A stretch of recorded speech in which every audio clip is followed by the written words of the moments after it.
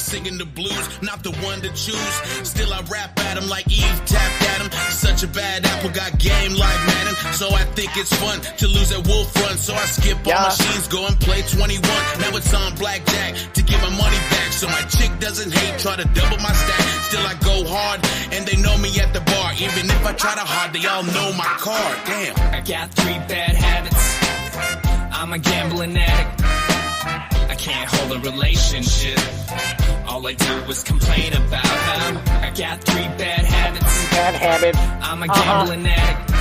Say what? Say what? Hold a relationship. All I do is complain about how I got 3 bad habits, as a matter of fact. The one of them's when the girl is trying to sleep from my sack. Don't get attached to them, they love it when I rap to them. Talking about Nate is the name, they're getting tattooed to fall for the beautifuls, the pretty and the lack complex. I try to spit game of Richard Sherman in a second since I dropped my ball. I've been always trying to score, always hit it and quit it. Then I'm out that door, treat them like fast food. I'm alley cat cool, don't need to be mean, not trying to harass you. I'm just a rap dude with the vice, I admit it. Yeah, I'm just a fisherman with the bait, and they did it. Relationship ends always on the weekends. Chasing waterfall, TLC, I'm creeping. I'll sneak and Sunday, and we'll try to make up. Start an argument Friday, and again we'll break up.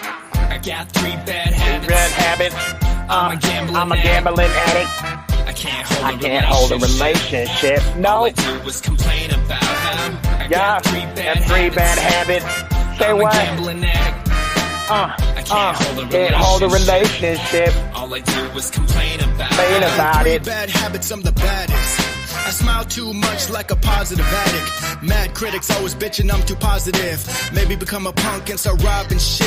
Another bad habit is I'm rapping on hits. Giving energy to haters, throwing fits and quit. But no damn guns in my bad habits. Bringing bows and arrows to fight, I'm a savage. Rapping and ravage on your pilgrim village. Rhyme so hot, got me burning the willing. But no killing, I gotta let you live so we can measure bad habits, hers, mine, and his. I'm court ordered straight to counseling and treatment. Told the therapist that I'm howling and fiending. Not even acceptance that I'm seeking. Hey, hey! Oh my goodness!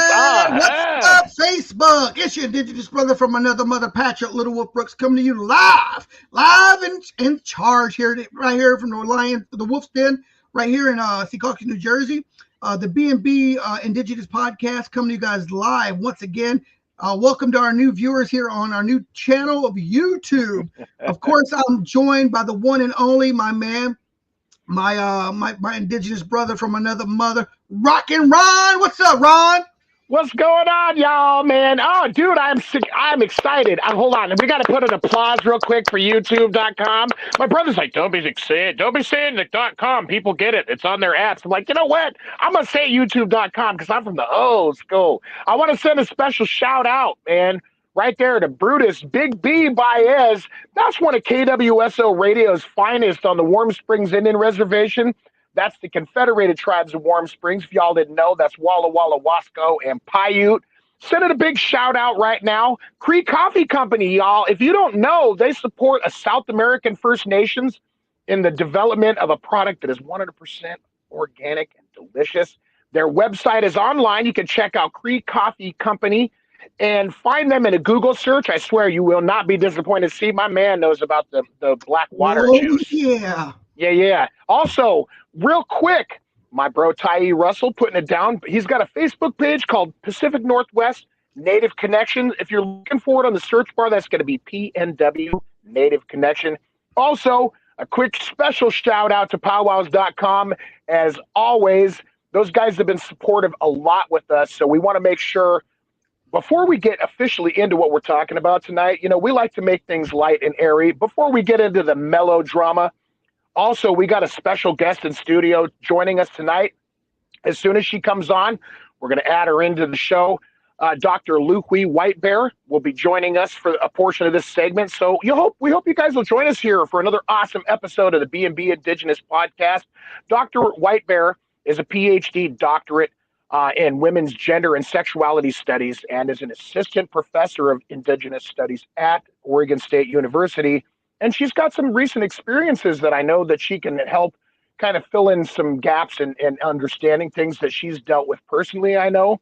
It was really exciting to hear that she was going to be coming and joining us. So, hey, getting down to it.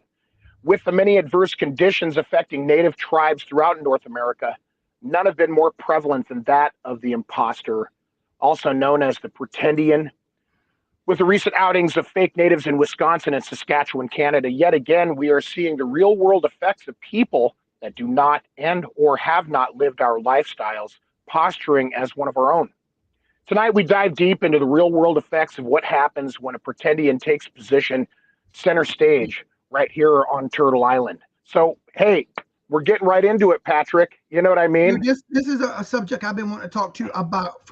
As a Native educator, I've traveled a ton with dancers and drummers and the works, and I find it so hard to be a Native educator when you have so many I read this book wannabes that they didn't come out and they take jobs from actual educators, people that's been to school, that lived off the res, that know the culture, that know the history, telling true history, them to come in and start spitting wrong information for a cheaper price. I think our guest just came in. Let's go ahead and invite her in. Right. Let's bring her on. Hey, welcome to the Indigenous Stream. Thank you so much for coming and joining us tonight. Dr. Lou. Hi, my thanks for having homegirl. Heck good yeah, we're so glad you're here. It's definitely good to see you. It's good to see you too. These mirrors are backwards on the phone, so I'm like, what way? Wait a minute, what does my hat say? So Lou, I gave you an introduction. You know, I kind of announced to the world, you know, where you're at, what you've been doing. You know, I mean, I've known you my whole life, so like, I mean, it would be good if you want to introduce yourself. It would be really, really nice to hear directly from you. You know what I'm saying? We got a lot of people that are joining us, so you're going to be seeing comments pop up on the bottom of the screen. But we want to really hear from you. So, hey, James, hey, Claudia, hey, everybody else that's out there joining us right now. So, ladies and gentlemen, Dr. Lou Hui White Bear. Yeah, hi everyone, Haku. Thanks for having me. And my name's Lou Hui White Bear, and I'm enrolled with the Coastal Band of the Chumash Nation. I also have Waztec and Cochimi ancestry as well, and as well as some, like many of us, colonizer bloodline too that runs through us. But those are my most salient identities, or my most present ones. So yeah, I'm just happy to be here. And you already gave my intro, so I don't think I have to say too much about that, right? Right. Well, I can tell you what, I was talking about somebody, you know, and I do not like opening up wounds. I think that's something that it's bothered me because people have a really weird way, especially in a laterally oppressive environment we live in, to where they can kind of add salt to an already existing flesh wound that it really causes a lot more irritation than is necessary. Mm-hmm. But there was somebody that had included you on a list, and I'll be talking about her later on in this situation as the episode progresses here. But to me, it was extremely hurtful knowing that, you know, this could bring real world consequences. I think, and you know what I said, when this person is putting out information, especially about where people are living, you know what I'm saying? We live in an age where, I mean, and not to put bad medicine into this conversation, but people are you know, committing mass violence, mass shootings. There have been stabbings in Canada. There's all these things like that. And when people get it in their head that this person may or may not be doing something wrong, it can manifest in all sorts of different ways, and it can cause real world problems. Hence the reason why to me, it's so important to talk about this, meaning that, oh, well, you know, I'm saying that this person, my understanding is they're this. It's like, well, did you do your research?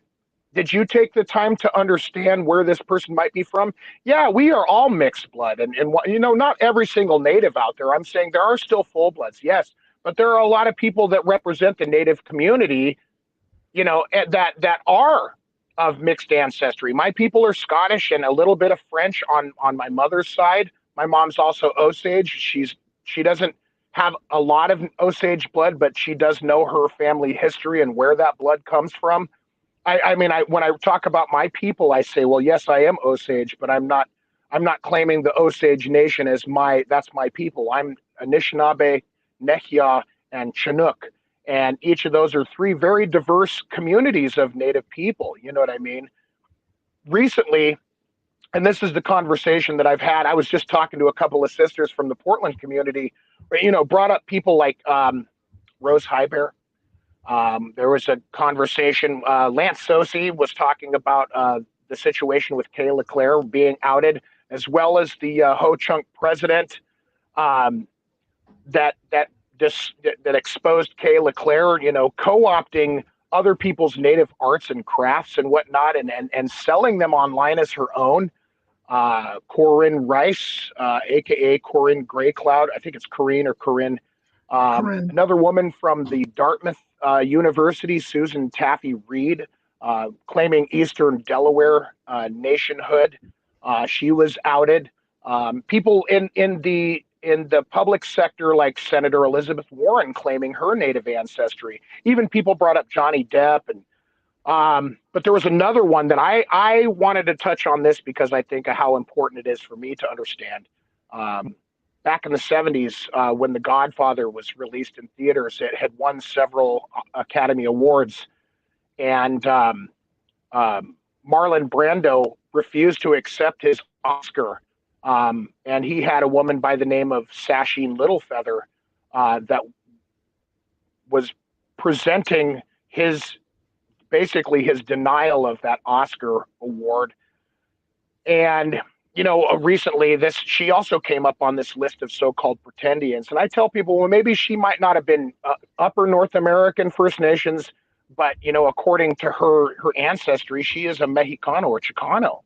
Like, to me, no matter what anybody says, Mexicans are First Nations. They are part of North America. And that's something that you and I had touched on earlier, but I think it would be important for you to maybe share a little bit of insight about how you feel about that too, Lou. So. Yeah, that was extremely problematic, the stuff that came out about Sasheen Littlefeather. Like, I think a lot of people forget in that time period in the 70s, like, lots of folk were dressing in very similar ways in how they presented in the public. And it's that term, like the Pan-Indian look and the Pan-Indian movement, right? Like, that was going on in the 60s and 70s. She wasn't the only one that was wearing beaded buckskin. The crying Indian man. Yeah, the crying Indian guy, full-blooded Italian. Yeah, well, I mean, that was that guy. Yeah, but I mean, like, our own people were dressing in very similar fashions that she was. So it wasn't like she was the only one doing it. And the most problematic part about that is, like, even in the stuff that's been published about her ancestry, she is Yaqui. There's no questioning about that. She is a Native woman. And so for people to say she's not because her people are from Mexico is extremely problematic, because it's creating this division that's based on that colonial border that was imposed on us, and that's moved up and down. That's something I write about actually in academia. I may be coming from like an academic background, but I'm very grounded in like our communities and our ways and everything like that. It's not like that's all I do is talk about it. I live it and every day. And so for them to attack, like, that's basically an attack on Indigenous people from south of the geopolitical border, whether it's Mexico or Guatemala or some of the other areas down there, is really messed up. Well, here's my issue with the whole situation. Her sister came out and did an interview about it all. My situation and her not being Native, not that she's Native or not. I'm not anyone to say who's not Native. I'm not that guy. Yeah. I'm that guy that, from what her family says, from her family, more than just her sister, says she was never native until it became an opportunity for her to be Native. Yeah. That's where my issue comes in. My issue, and that comes from a lot of, like Senator Warren. I had no problem with her claiming that she had Native ancestry. When she did her DNA test, she did have Native ancestry. She didn't try to claim it as something, a political thing. She just said, my mother told me that we had Cherokee in our family. Right. She did her bloodline. She did have Cherokee in her family. And it was the end of it. People blew it up a lot more than what it really was. Mm-hmm. My problem when it comes to all of a sudden I'm Indian because it's cool. I'm Indian now because it's cool. That's where my issues come from is, there's a lot of people right now, Native people, never lived a life, don't know anything about being Native. until it's time to be, until it's cool to be native, and then all of a sudden I'm wearing eagle feathers, or I'm doing programs and getting money to do programs and events. Like you don't know nothing about being native. There's more than just having native blood that makes you native. Yeah, it goes deeper than that. Yeah, here's part of the thing that we have to always remember, like in general, like as in our generation, is we have the privilege of having grown up with our stuff, right? Yep. That generation did not. And a lot of our grandparents and parents and aunties and uncles like gave their lives to us being able to even be able to say we're native publicly, to practice our religions, which were outlawed until 1978, to have eagle feathers. So we have to remember the time period where she was coming in. And I would say, like, the way I look at it is that if she came into it like a lot of people did, she wasn't unique in that. In the 60s and 70s, a lot of people were coming back into the communities and trying to make that reconnection in a way that they didn't have the same privileges that we do. And I have a lot of, like, I don't know what the right word is, maybe empathy for that time period of people who were disconnected and who wanted to. And I can't say, because I didn't know her personally, what her like situation was. And I know she was involved in Hollywood, and so there was a lot of benefit from that. And I would say she's not unique in it. I would look at what she did with her life after that moment too. So it wasn't just that moment on stage. I know she's done stuff that was behind the scenes that I didn't even know about until after she died. I was like, oh, I didn't know she was involved with all that. That's pretty cool. And so does that erase all of that work that she did in trying to help uplift our communities? I don't think so. But I understand what you're saying when it's coming from a standpoint of like, you wait for a moment of opportunity for it to happen. I don't know if that was the case for her, because I don't know how long she had been working on that personally. And her family was so divided. I'm only going off her family's interview because I didn't know her either, and there's only so much I can say. But I have done some research into the whole thing. Like I did the research with the Pretendian guy, which end up marry a native woman. He loved the native culture. He was Italian. He loved the native culture. Sort of kind of took it on as an identity. Married a native woman. Has children that live on the reservation, that still live the native life. So like I said, from what I understand, just from interviews from her family and her history, her background, she was never native up to a point. She didn't even know anything about her native. It became when she became friends with some natives, she started falling in with the look, and then she was a budding actress in Hollywood, and then she made friends with Marlon Brando, and that's where it all started. And that's up to the point. From before then, there was no existence of her being native or claiming native or of any sort of any kind, even on her college transcripts, on her birth certificates, or nothing. Like even her family records, none of it has any kind of tribal affiliation. None of it has any kind of tribal acknowledgement whatsoever. So that's where I say I'm just going off what the family is claiming and what the history was there. I don't know her intention. I think her intentions were good. Because she did do some good stuff, like you said, after it was all done. When that all went on, she was involved with some great things that happened. So other than that, that's the whole thing. As a person that travels and educates myself, that's where it affects people like me that have studied my whole life, not just my tribe, but other tribes, to teach accurately, to go to elders of other tribal societies and say, hey, can I teach in your community? This is what I know. This is how much I know. And when you have people like this that get glorified for being native and they ain't never lived native, they have a bigger spotlight. So they give off bad information. They give off wrong information. And it can be super problematic when you come and you're trying to teach the right ways. And that's what scares me with the whole thing. Right. So here's a good thing to think about. She was in her 20s when that happened, and she died when she was in her 80s. So for 60 something years of her life, she was in the earlier part of her life that she didn't have the opportunity because she was from California. That's really far from her people in Mexico. Like, I don't hold that against her, really. You know what I mean? And so for people to say like she's not native, she was, and she did maybe present in a problematic way that was based on stereotypes, much like many of our own people did too, or other peoples still did that. It wasn't just her that was wearing fringe and plain style stuff or adopting plain style religious practices. So it's not like she was the only one. And I think that people are isolating her experience from a bigger story.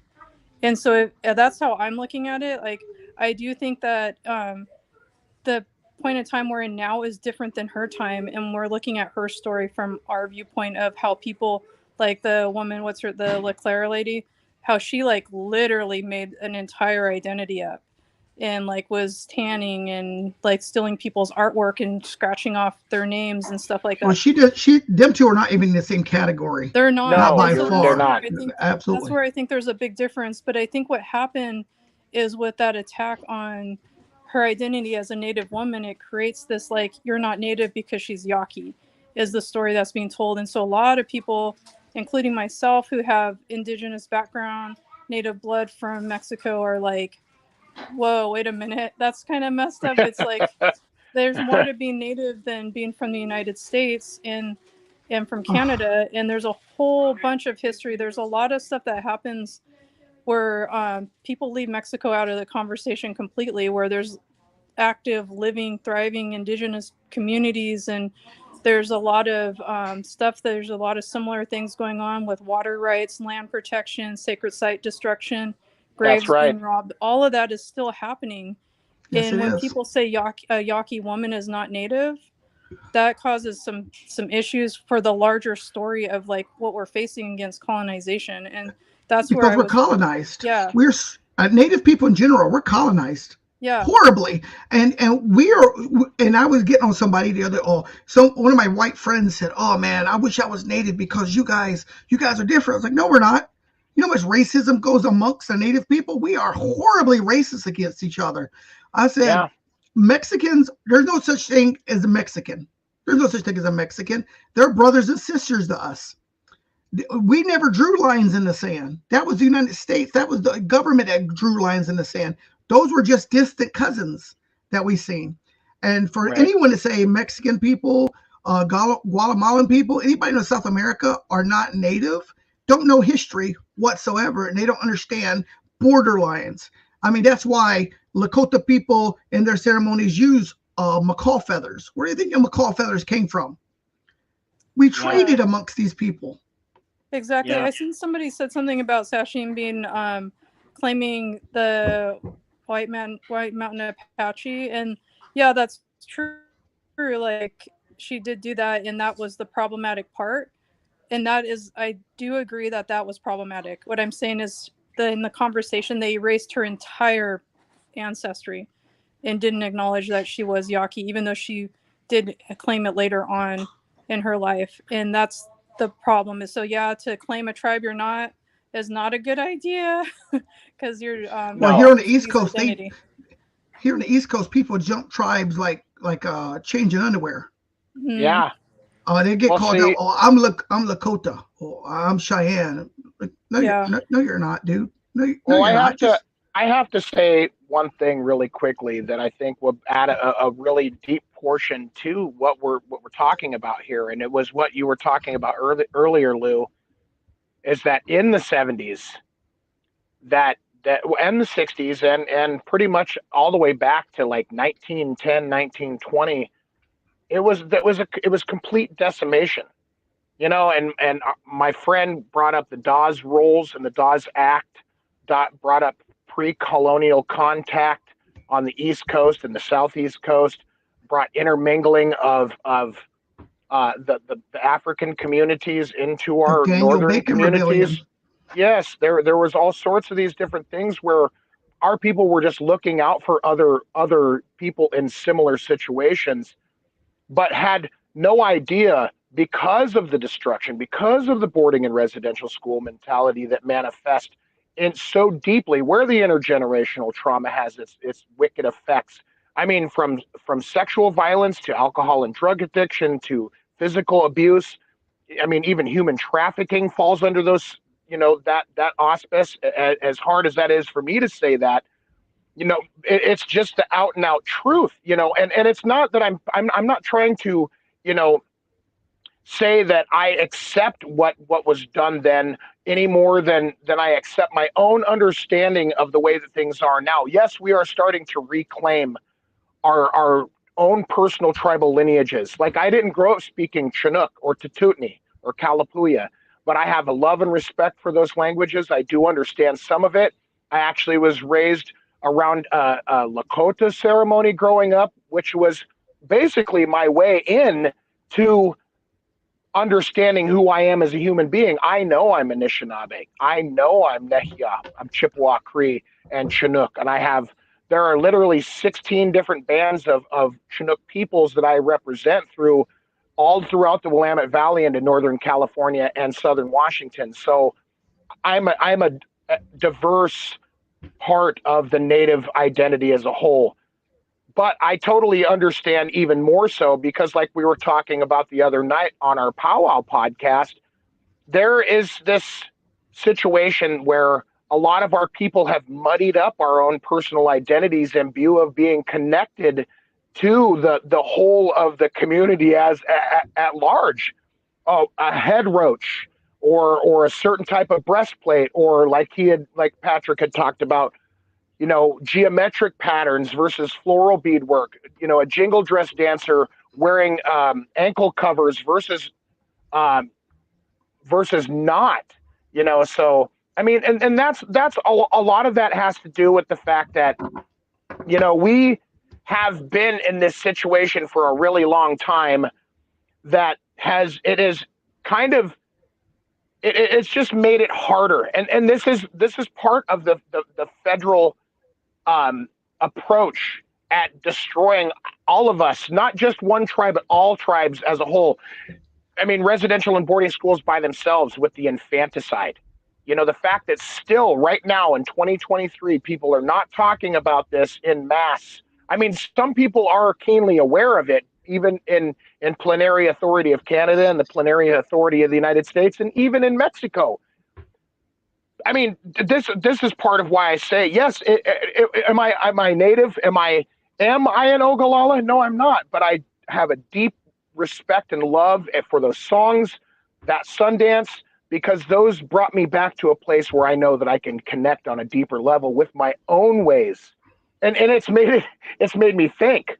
It's made me think, well, am I doing myself a disservice? No, because if it wasn't for those elders, if it wasn't for Grandpa Martin, may he rest in peace, or any of my other elders that aren't here anymore to bring me into the longhouse and tell me to go stand in that line and sing, I wouldn't have known anything about who I am, because they were the ones that took the time and gave me the love and commitment to tell me, hey, this is good for you. And it is. It nurtured my spirit. And by that, before I let you guys get back into the situation we're talking about here, I went to a smokehouse and on a certain reservation here in Western Washington, and just hearing those songs, just hearing that drum, all of them at the same time, boom! I got jolted. My spirit's like, yeah, there you are. And that, to me, is realistically, more than anything else, why I continue not only to respect everybody else's ways, and I don't try to pander to just one.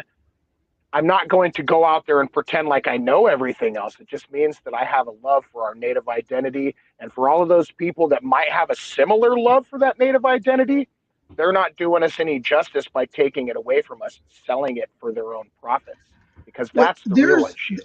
There's a difference between adopting a tribe, because that's the tribe, and there's a difference in claiming a tribe. There's two different differences, and I think we kind of muddy those waters. Like what you just did is you talked about your adoption to the tribal ways and to a certain tribe. That's what you did. Yeah. You never said I was Oglala. You never did those things.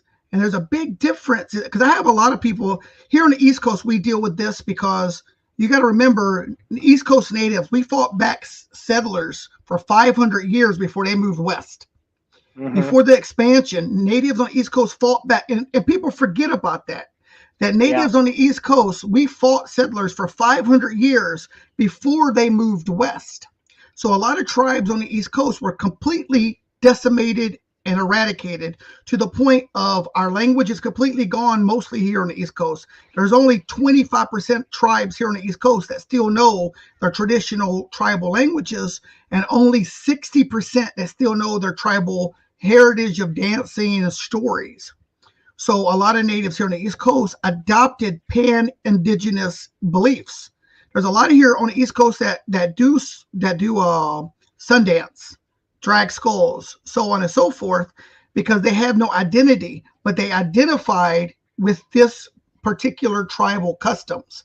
But you know what? I don't have my own. This helps me. So out of appreciation, I'm going to kind of adopt this tribal ways in the right way. Yeah. On the same aspect, we also have a lot of fake natives. Ones right here, just like Rachel, that ran the NAACP, claiming that she Rachel was Dolezal. Right. We have a lot of that here on the East Coast as well, because of this. There's a lot of money to be made in Native education, because schools are always looking for teachers to come out. Colleges are always looking for teachers to come out. I have been at programs where I brought actual professors, Native professors, where I'll fly them in to do programs with me where they can talk. And after the program, the principal will go, well, the people we hired last year didn't talk like that. So what are you talking about? They told us completely something different. Yeah. And turns out this person was a well-read, brown-skinned person of Italian descent that identified because of course we are in a generation of self-identification. We are in a generation of self-identification. If I identify as something, you have to accept me as that. And now race is starting to be brought into it. I've met a couple of people say, well, I identify as Native, but you're Polish. But I identify as Native. I feel I'm really Native American. Well, I feel you're an idiot, but that doesn't make it right. So I get into these things constantly, and I try to hold my temper. People know me out there. I don't do a good job at that. I'm getting better because I have worked all of my life to be an educator. I love teaching. I love traveling. I love, and when I do programs, I put my research in it to bring people in from the certain tribes. If I do a program in a tribal area that's not of my own tribe, I'll reach out to that tribe and say, hey, can I use some of your dancers? I want to bring your dancers and hire your dancers to come in and talk and speak about your tribal before I talk about any other tribe, because I'm on your land. I think your tribe should be identified first, showing respect to that tribal nation. Even when I do studies for women, indigenous women, and I don't speak about that. I give an introduction. I bring indigenous women in, where they can talk. I don't think I have the right to speak for indigenous women. I'm a supporter. I'm a guy that stands behind and helps. I'm not that. So this problematic comes into difference between self-identifying and adoption. It's a big thing, and that's where I have an issue with it myself. Here in East Coast, it runs rapid. You know how many fake non-native powwows that go on out here? It's insane, and they give the worst information. They give and it's allowed to happen. It's allowed to happen. There's nothing the federal government says that a Polish guy can't come out here and start his own powwow. I don't even want to get started with some things I've had to deal with just in the past year with natives claiming to be natives, talking about subjects they have no idea what they're talking about, giving bad information, wrong information, and it's the blind leading the blind. And since they have the microphone and they're brown, non-natives don't know the difference. So what do? They follow. This is no different than the professor that took the people up in the hills and killed 3 people doing a sweat lodge he thought he knew how to do with PVC pipe and a tarp. And tarps. Yeah. Sorry, I want to get back to our guests. I hear what you're saying. There's that fine line. Like, I grew up mostly in Oregon, right? And I've never said, like, even though my family are from Siletz and everything like that, and I grew up in the area, I never claim I'm Siletz, you know what I mean? But I understand and understand the responsibility for learning about whose land I'm on, and I represent myself as who my people are, and I still understand my ways, where I come from, where I was born and stuff like that. And I think that's the difference of what we're talking about when people like just take an identity because they like it or they want it, and because they don't know. And there's a lot of there's this interesting thing going on where people, well, if they see your name associated with the word Pretendian, they're like, oh, that person's a fake. And the unfortunate part is that there are people out there, like we've discussed a few of them, that are. And then Yep. there's people like me and others, plenty of others, that are native, that are enrolled with their tribe and are still on that list. And it's Right. really messed up. And that's the like conflating the two because somebody has some kind of issue with me for whatever reason. I'm not sure why. Yeah. It's really They're unfortunate, intelligent. and like They don't like that it's an attack on intelligence. my tribe's sovereignty. You know what I mean? Like Yeah. I'm Yeah. enrolled with my tribe. They said I'm a part of our tribe. I have my little card with the roll number, and a lot of people don't know California Native history. Like it was colonized at a similar time frame as the East Coast, a little bit later, but it was happening at the same time, just under Spain. And so Yeah. there was a lot that happened there, and there's Yep. literally not treaties in a big chunk of California. Yeah. And there was a lot of ways that U.S. citizenship was used against tribes in California to strip us from having a government to government relationship. And if you look at the way that the land has been militarized in Southern California, it follows the coastline where there's this complete absence. There's no federally recognized tribes on the California coast, like South, like San Francisco, all the way down the coastline itself. There's none. They're all inland, and there's purposeful because of that militarization of that area. And so, but in California, we have the California, um, I'm spacing right now, sorry, it's late, but we have California recognition, and my tribe's among those tribes in through the Heritage Commission. And so we are a tribe. We have our sovereignty. We know our stuff. My people have never left. My family has always been from the Santa Barbara area, my Chumash part of my ancestry, and they've always been there. They've never left. That entire area was built upon it, and my family still lives down there, and we've never left. And so, for somebody to say that my own people are wrong about who I am as an attack on our sovereignty, and so that is where there's this huge issue with what's going on with conflating like whatever some kind of issues are with people, that they want to throw them under the bus. They want to put all these attacks out on us and stuff like that. And in the meantime, that is the lateral violence piece of it. The other part that we're talking about, there are people that need to get like have a conversation with and be like, hey, that's not cool to like pretend like you're somebody you're not. But there are people that are on there that unfortunately shouldn't be on there, and they Right. won't take us off either. I can show my genealogy, but I'm not playing that game with those people, and I can show my tribal Oh. ID or whatever. I'm not playing with that game with them. Even if I did show them, they would still leave me on there. And so it's Yep. just because they're trusting white anthropologists over my own tribe. Yeah. And Well, that's you messed have up. you have two strikes against you.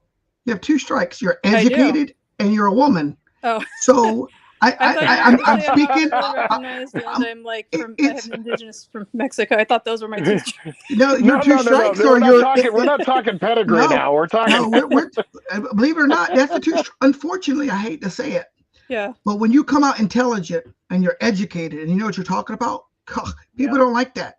People do not like it. I have had battles with people because I am educated. Oh, you think you know more? No, I actually do know what I'm talking about. What I'm talking about, I know what I'm talking about. Right. And they'll fight you on it. And being a strong indigenous woman, I've seen my sisters out there battle. And it breaks my heart. And I had to stand up for quite a few of them. And here on the East Coast, it's the same way with tribes. There's some state recognized tribes that their genealogy goes back years and years and years. They won't get them federally recognized, but since they won't make them federally recognized tribes, spit on them. Treat them like dirt. Treat them like they're not native. Even though their genealogy, which has been documented, there's a tribe out here, the Occaneechi Saponi, their documentation goes all the way back to the Pocahontas' days. And they won't federally recognize them. Well, you brought up Pocahontas like that too, and that and getting back real quick to the situation with Elizabeth Warren and her claims of native indigeneity. it wasn't just that claim. There was something that Donald Trump did during his elections campaign, and he carried on long after he was in the office of president of the United States by calling her Pocahontas. No one knows realistically the history about that little girl. She was 12 years old. She was sold into sexual slavery at that age. You know, this whole John Smith story and what Disney posted out there was nothing of what they had put it out to be. She was some mystical warrior woman. It wasn't like that. It was horrible. Like, they shaved her head. They did all of these things to her. She suffered like intolerable abuses, like all the way around the spectrum. And that's another part of it too. When you bring up an educated woman or somebody who is a historical figure, and you've got a xenophobic, racist womanizer like that out there making those kind of comments, it not only does it have a historical trauma attached to it, but it carries real world consequences for our Native women in this generation. As far back as I can remember. Yeah, exactly. Like my brother said, it's human trafficking in the dirtiest sense of the word. And those things are still happening, even though it was Donald Trump that reaffirmed the Violence Against Women Act. As a matter of fact, if you guys are interested in reading some of Dr. White Bear's articles, you can definitely research them online. She's got a few, the Violence Against Women Reauthorization Act of 2013 and the continued legacy of violence against Indigenous women. And also, the 2020 elections can't stop us, hashtagging change through Indigenous activism. If you would like to read more about Dr. Whitebear, you can go online and check out the Women in Environmental Politics, Women Worldwide. That's an article that she had posted through the Oregon State University, if I'm not mistaken. As well, Disrupting Systems of Oppression by Recentering Indigenous Feminism, Persistence and Resistance. And these are all wonderful articles that I'm still going to go back and read them, Lou. And I know you're short on time, but again, I want to say thank you. No, I got to like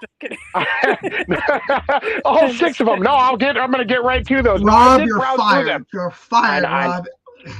I know, and I just want to say how thankful I am. You know, I've been friends with Lou since we were kids. And I've always been very proud of the she looks way younger than you. She's way younger. Oh yeah, she's like 26, I think, or 27. No, something like that. Kids. Oh yeah. So her mom just chimed in and wanted to listen to the show too. I sent your mama a link on the show, but I want to say thank you for joining us tonight. It's for sure. Was definitely. I do want to add one more thing before I leave. That I think to reiterate the importance of like that conflation of the list thing and the attack on some of the tribes that are not federally recognized and the attack on our sovereignty and making that decision for tribes is being a little bit left out of the conversation because it's always like looking at, and also the xenophobia that comes with it, right? About like some people from south of the geopolitical border are not native and don't have the rights to claim their own people, even though like they live here and say like I'm native, but these are my people and say who they are, doesn't mean they're not if they don't have a treaty with the United States government. And I think that people need to remember that some of the harm that's coming out of these conversations that are being left out, and those two in particular are really, really problematic because we can't like do the work of the colonizers for them. And that's what's happening. We need to be able to have the conversation separately with the people who are causing harm, because I don't want to say that didn't happen. Like people are causing harm by presenting in certain ways and with the taking of resources and stuff. But we need to be really careful to not just jump into conclusions when somebody's name ends up on that list, like myself and others who are who they say they are, because in the end, it causes a big mess and it gets jumbled together and it gets hard to pull apart. So I do want to say that, and I do want to say thank you both for like inviting me, and I'm glad I was able to hop on and everything. And I do have to hop off and go have dinner and stuff like that. Yeah. But hey Doc, if you don't, we would love to have you back on when we do our special women a Missing Indigenous Women's broadcast. Yeah. We're going to do a Missing Indigenous Women record. We'd love to have you back on. Would you be willing to come back on here in the next couple weeks or so? Yeah, that for sure. And that's some of the other work I do in the community too, working with MMIW USA which is based out of Portland, and does some national work and stuff. So happy to hop on and chat with you all about that. But again, thank you so much for having me, and I'll chat with you all next time. Thank you so Absolutely, much. Lou. And again, thank you for joining us. Folks, want to say thank you and much appreciation, Lou. You have a good night. Tell everybody we said hello and send our love that way to Molo and the kids, okay? We'll see you later. Good night. Bye, Lou. Thank Good night you. now.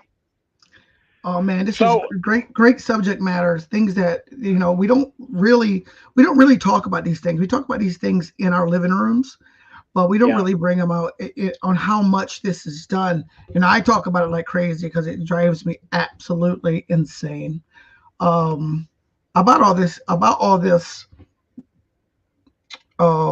just this falsehood or self-identification Yeah. that we have to deal with on a regular basis. I wish I could. I self-identify as 6'5". I still can't reach the top shelf. Really? Yeah. Let's see. No, hey, love, if you're calling, call back. She wanted to come on. I know that she was just she wanted to add her 2 cents. She said that she's been under the weather last couple of days, so she's not wanting to get on with us on video right now. But Love Richardson is somebody in the Native community, especially on the East Coast, that it can provide a lot of insight. So we're going to bring her on. So tell her to call my phone, and I have it directly linked into this broadcast, so her audio should be able to come right through. I'm hoping. So have her give me a call, and I can see if I can get her audio to come through. Tell her to call my regular phone. Did you hear that? You could make sure and call Patrick's phone. He said that he can tap you directly into his mixing board, so we don't have to have any really distant sound in the conversation. Okay. Oh, there she goes. She right off. I think you're going to be receiving a call any second. Hey, and to Auntie. touch on. I know that's reflected to me. Hey, shorties. No. Can you hear that ring? I can't hear the ring right now, but. Hey, love. All right. Can you hear love? I cannot hear her as of right now. Is there a way to bring her up on the mixing board, maybe? No, I can't. It's feeding in. I can hear her fine, but I don't know if it's coming up on video. I'm gonna. As a matter of fact, what we'll do is like Nicholas said, we're gonna send her a link real quick, and then you don't have to get online. Love, you don't have to do that. So stand by, Patrick. You won't see me for just a second. I'm gonna send her the link, and then she can just join with audio, and she can keep her camera off. But I think it'd be really good to have her come in. So hold on 1 second, love, while we send you the link. So while they're taking care of this, I would like to make sure I remind everybody today is the start of our YouTube channel. Finally, we got our YouTube channel started up. It's doing fantastic already. We already got a bunch of views on there. We'd like for you to come over and show us a little love. Come over to our YouTube channel at B&B, the B&B podcast, our B&B Indigenous podcast over in YouTube, and make sure you like and subscribe. That way you can get all of our latest videos, and it's also show us some love. The more you like and subscribe to the channel, the more it will come up on your likes page on your YouTube. And the algorithm works that way. The more views you get, the more chances more people will see it. So we're counting on you guys to come over to our YouTube channel at the B&B Indigenous Podcast, like and subscribe, and just show us a little love. Share. Yes, absolutely. And we want everybody to remember that this is the kind of effort that we're putting into this show right now. This isn't just necessarily for us to be on a couple of talking heads on here. We want to provide content that is going to be able to encourage more people's dialogue and really she can totally hide her camera. You're absolutely right. So we want you to be able to do that. There she is right there. So we're going to bring her into the conversation. She's going to we want to have Patrick. If you want to bring her on like that, we can. He said we will need a connect their mic cam before, so she's got to connect a microphone to be able to do this. According to what this is saying, because this ain't allowing me to bring her into the studio because it says device is not connected. That means she has no mic and her camera. So, love, if you can still hear us right now, just go ahead and open up your microphone setting and just allow for your audio. So I'm gonna send you a message too. We want to make sure if you guys want to join this conversation, Claudia, if you feel like giving us a call and adding your 2 cents, not just being able to just post comments on here, we're not afraid. Any and everybody else out there, if you guys are watching the show, please, like we were talking about earlier, like, share, and subscribe. We want you guys to make sure, yes, like it and love it and all the above. You know what I mean? If you have any issues that are going on in your Native community with regard to people that are culturally appropriating your Native identities in your community, we want to hear from you too. So that is what the B&B Indigenous podcast is all about. Again, this is the episode regarding fake Natives and the real harm that they do. I can tell you from my personal experience, we were talking about a woman earlier, my good friend over in Portland area, and the experiences that she had from this woman. She was actually part of, she was an associate of our ceremonial identity when we were growing up on Mount Hood. So what happened is, Claudia, we're not worried about your 2 cents. You can add them all because we can go as long as you can. So if you want to come in and do this video with us, I can send you the link. You click in and you can come in and talk with us. Don't worry about how long we got to go. If we don't finish, then we'll finish another day. So if you want to come in and talk about this subject, this issue, you can definitely come on in. Right. So you know what I'm going to do? I'm going to bring her up because I know my phone's got good volume anyway. So I'm going to just bring her on like that. You're going to hear the ringing of her phone. So when she answers. Hello? Hey, there you go. Hey, love, bring your volume down on the video right quick. And that way we can hear you without an echo in the background because that'll create some latency and reverberation that we don't want. So. Can you hear me now? Oh yeah. So no echo. I could hear myself in the background, but want to make sure and turn your volume down on your device that you're listening to the show on, and that way we can just talk without any echo. Okay, I can hear you guys. I can't really hear you, but I love you, love. I can hear you guys. I can't really hear you, but. Oh, see, there we're echoing right there. So you got to mute the volume on the broadcast, and that way we can hear you without any echoes. Okay, but I won't be able to hear you guys, but I'm here. Oh, are you sure? Yeah, I can hear you, Ron, but I can't hear Patrick at all.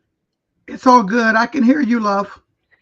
He said it's all good, but he can hear you. So, no, as you were saying, I would love to hear your 2 cents. So, I mean, hell, this is where we're at right now. So, like, let's hear what you have to say. You know what I mean? Because I can guarantee other people are probably wanting to say something too. So, they'll have at it.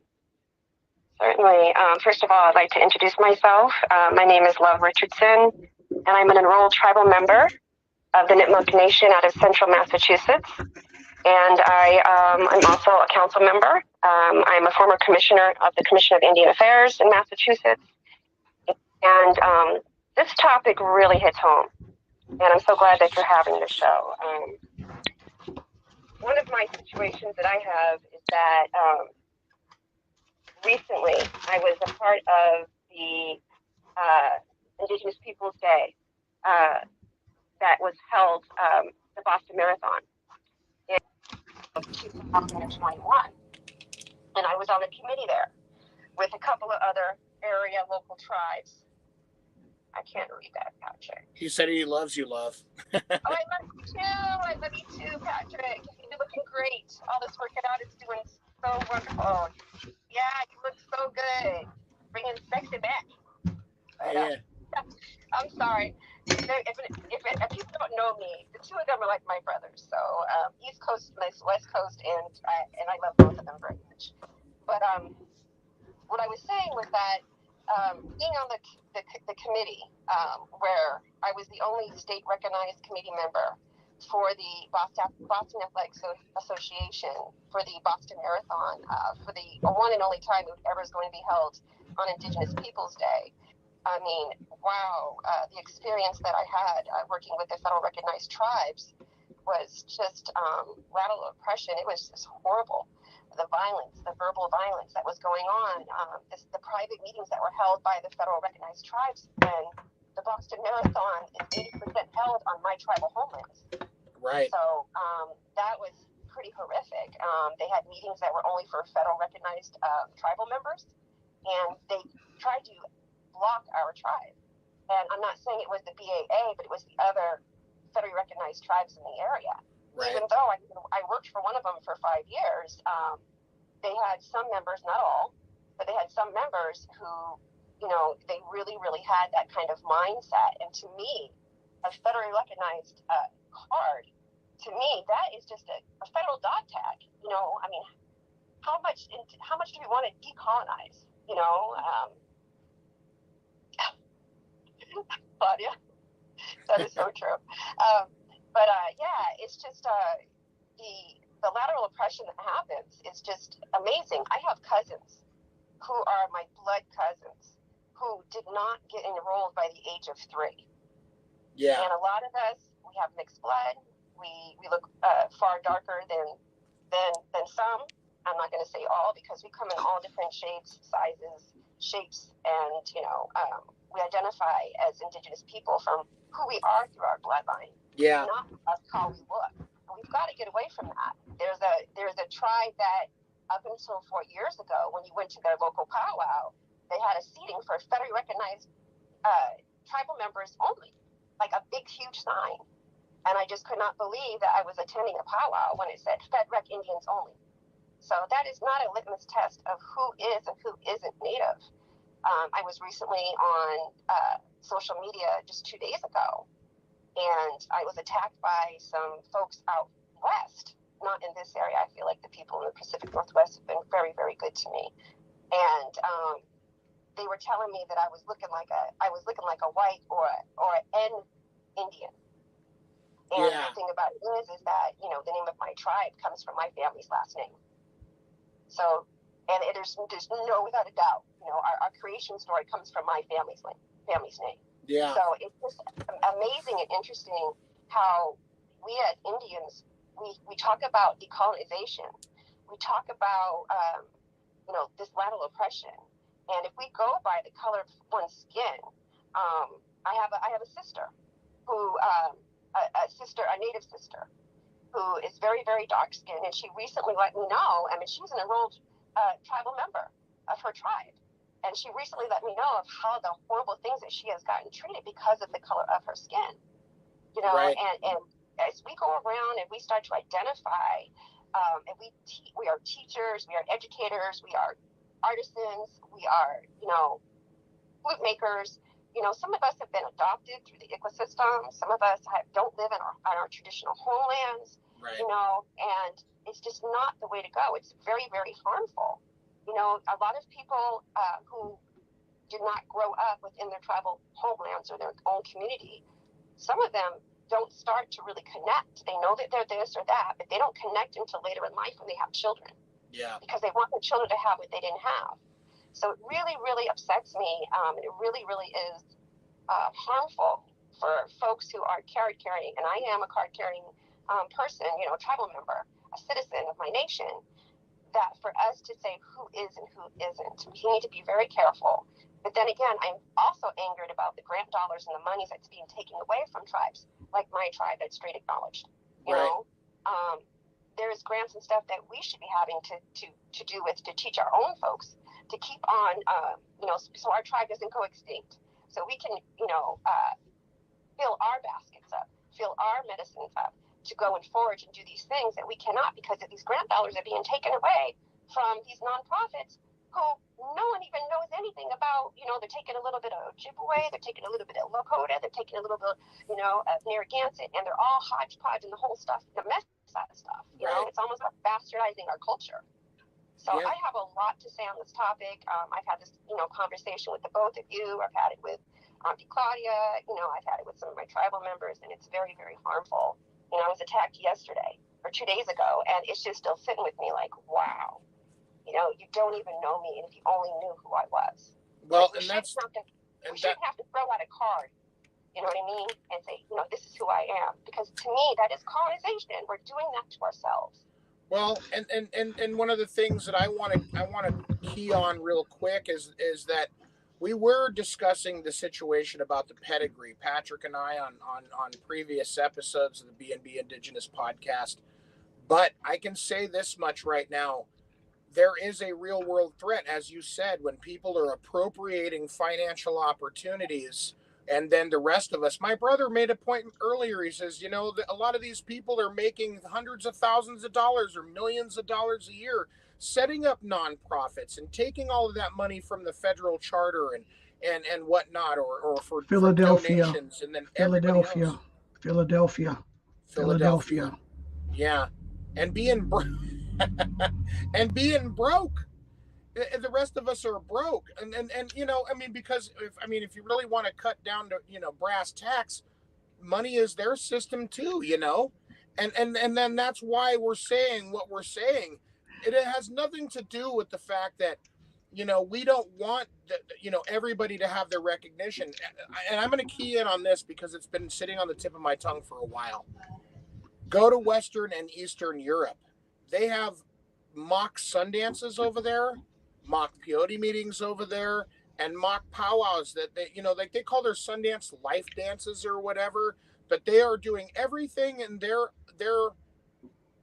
power or their authority to take that Native identity and make it their own. Like, I understand wanting to be attached and associated to a tribal way of existence, but that does not give them the right to come along and appropriate anything that I have. Yeah, exactly. Sweat lodges too. And as I had said before, I'm not placing the blame. I'm just saying those things were brought over there by some of our people. So if we want to talk about it, we do have to take some of the accountability in the fact that we brought it to them. Well, we don't take no responsibility because nobody wants to say nothing. And that's the issue. The issue is, as long as they're not hurting nobody, I don't want to make any waves. The problem is they're hurting. They're hurting people. They're hurting a lot of people, and nobody realizes it. They're taking away teachers' jobs on reservation schools. They're taking away educational programs in colleges, universities, all these companies that do cultural events. They are changing the narrative. They're changing the history behind the stories and what truly happened in history. And that's where it becomes a problem. Our history is already watered down enough. It's already watered down. I have taken jobs where a lady came to me personally. She goes, "We want you to talk about the history of Thanksgiving." I was like, "No, you don't." "Yes, we do. We would like for you to give the true history." "No, you don't." "Well, how about Pocahontas?" "You really don't want me to talk about that. These are 8-year-olds. Do you really want me to tell the true story of Pocahontas to 8-year-olds? Yeah. Because they are so used to this watered down, belligerent, fake history that we have, or what my wife used to call it, his story. Exactly. Because history is written by the victors instead of wanting to know the exact events that transpired during that event. And that's what the major issue is. Like I said before, I'm okay with adoption. I'm okay with this is the way I want to live my life. This is the way I do this. This is the way I want to do it. I'm down with that. But you just said what I was about to say. But we have tribal members that are selling ceremony. We have tribal. That's right. We have tribal members selling sweat lodge, selling Sundance. 3 years ago, I posted about it where the guy who was running it was Lakota. He was Lakota. He was charging $500 a person, shipping people in from another country to do Sundance, which they recorded and posted live on YouTube. Yeah. So that's we're unfortunately we have to fix the problem in our own backyards as well, because we are our worst enemy. We are racists against each other. We're the only ones that there's only been one other race of people that ever had to identify themselves with a number. Jews. Mm-hmm. Jews are the only other people in the history of mankind that had to that was prove. a forced identifier, just like it is with ours right here. What right do you now. think a tribal card is? A tribal card is the exact same thing. We're the only. Exactly. So we are so bad at doing it ourselves. We hate each other. That's why we don't have a coalition of tribes. Could you imagine the power Native people would have if we had a true coalition of tribal people in this country? Yeah. We would frighten this government. We would frighten this government if tribes truly had a coalition with each other, instead of seeing how many people they can go, well, you're not native. You're not native. Your grandmother was born here, but you're not. Oh, come on, dude. Really? I got a brother down there. I'm not going to mention his name, a great dancer, well known in the community. They love using his picture everywhere. But I have seen him go to powwow and told he can't dance because he didn't have a federally recognized card. But yet they'll use his photos. They'll use his photos all over the place because he looks so good. He's an amazing dancer, great in the community. He well knows his culture. But yet they won't let him dance because he doesn't have a federal card. They won't allow him to dance. That doesn't make any sense to me whatsoever. And like I said, because there are real world harms that are happening from the fakeness of Pretendians, but there's also a real world consequence. And see, this is the part here when I'm going to talk from an intellectual standpoint, from an educated, informed standpoint, and I'm going to say this: no one can tell us who we are. As a matter of fact, I've gotten into arguments with not arguments, but conversations, albeit heated conversations, not anything negative either, with family members of mine, where I was like, hey, what are we talking about here? What are we saying? Because this goes to a whole litany of different issues. And, welcome to everybody that's just showing up on the podcast. I want to say welcome to everybody. Thank you for showing up. You know what I mean? I'm sorry. I'm into this. Fabian just wrote something I was agreeing with, so we'll talk about. I want you to finish. Yeah, we'll get to that in a second. But post that up. I'm going to post that up right now so you can see that comment for yourself. But this is what I mean. No one can tell us who we are, but we definitely have the right to tell somebody who isn't that they are not. That right there in and of itself, like what they were saying, charging for ceremonies. There was a guy back, about 10, 20 years ago named Sun Bear, who actually was native, and he was charging people $10,000 to go to a Sundance, and you can pierce up and you can do this. Like, we've had conversations about all of this, all of it. And Fabian's comment, it goes hand in hand with why you want the new power of people wearing their traditional wardrobes. Absolutely. We too have adopted and watered down tradition of other tribes. Like you said, Patrick, we must clean up our own backyards too. And that is absolutely right, bro. We have to make sure and take that for what it is. Yes, and you're absolutely right. Nations are the ones who grant status, and that's the way that it should be, Strong. We should be taking this initiative right now, because the blood quantum issue, this is something our tribes are debating right now. Well, should we lower it to a 16th? As soon as our people are no longer recognized by the federal government and their plenary authority as squatters on our tribal territories, we're no longer considered natives or Indians to them. Yep. We're not asking for permission from the federal government. We're just brown Spanish people to them. Yeah, at that point. Mean, right? I mean, doesn't that sound appropriate to you too, Love? Shouldn't it be that we are taking that approach to say, all right, this is our responsibility to say who is and who isn't? Me, that's just my thought. I'll get back to it. But no, I agree completely, because we have a lot of pop-up tribes. We have in my nation right now, and I feel safe enough to say this. We've got some stuff going on, and the same people who disenrolled folks who did not have that documentation are the same people who hijacked a whole entire band and created a new band of people who just wanted cards. I come from a long, strong family line, and on both sides of my family, my father and my mother, and documented through 3 different tribes in the New England area. However, you know, if we have these pop-up tribes who could just say, oh, hey, here, we have this plastic card that we can give you, you know, what does that do for our ancestors that was holding it down for us?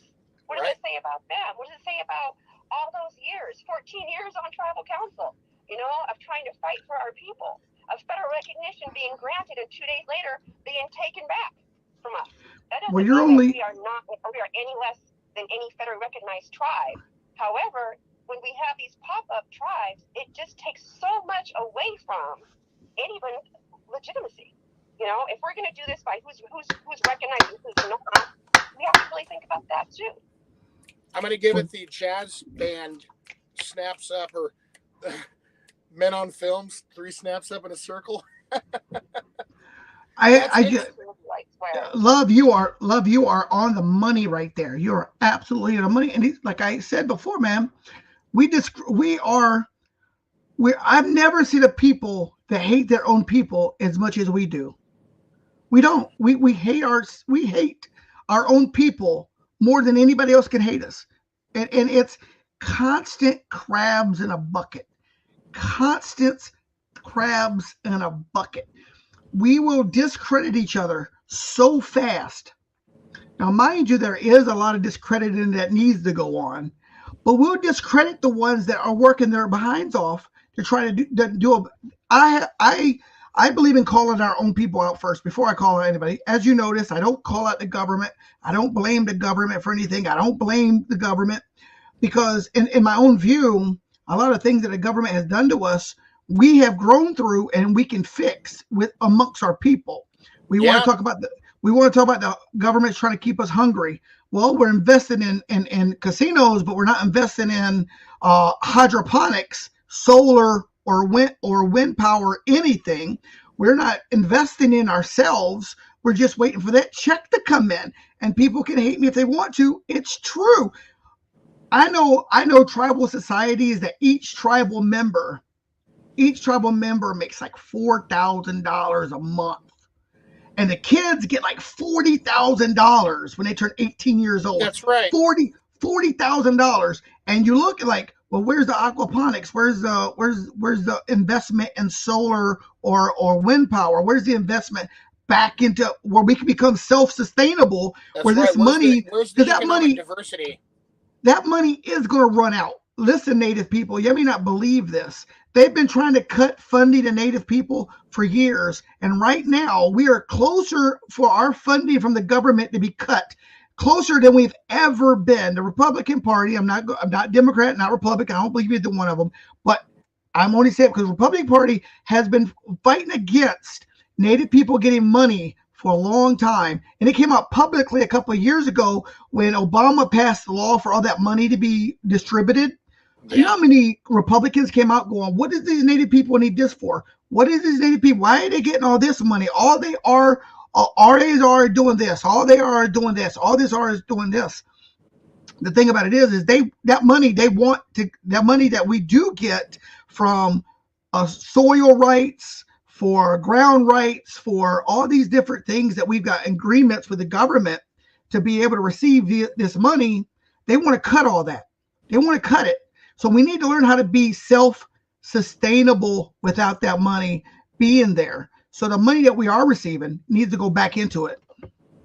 Well, see, and I got a question real quick for Strong. He said he came up with the term C-Pain. Now I want to pick your brain on what is that an acronym, my friend? Because that really I always interests me when people come up with their own acronyms and or sayings or statements. Yeah, what does that stand for? That's a great question. Yeah, I mean, because he said, only our own economic development ventures give us per capita, and that's right. It's happened, with a lot of tribes, corporations posing as indigenous nations.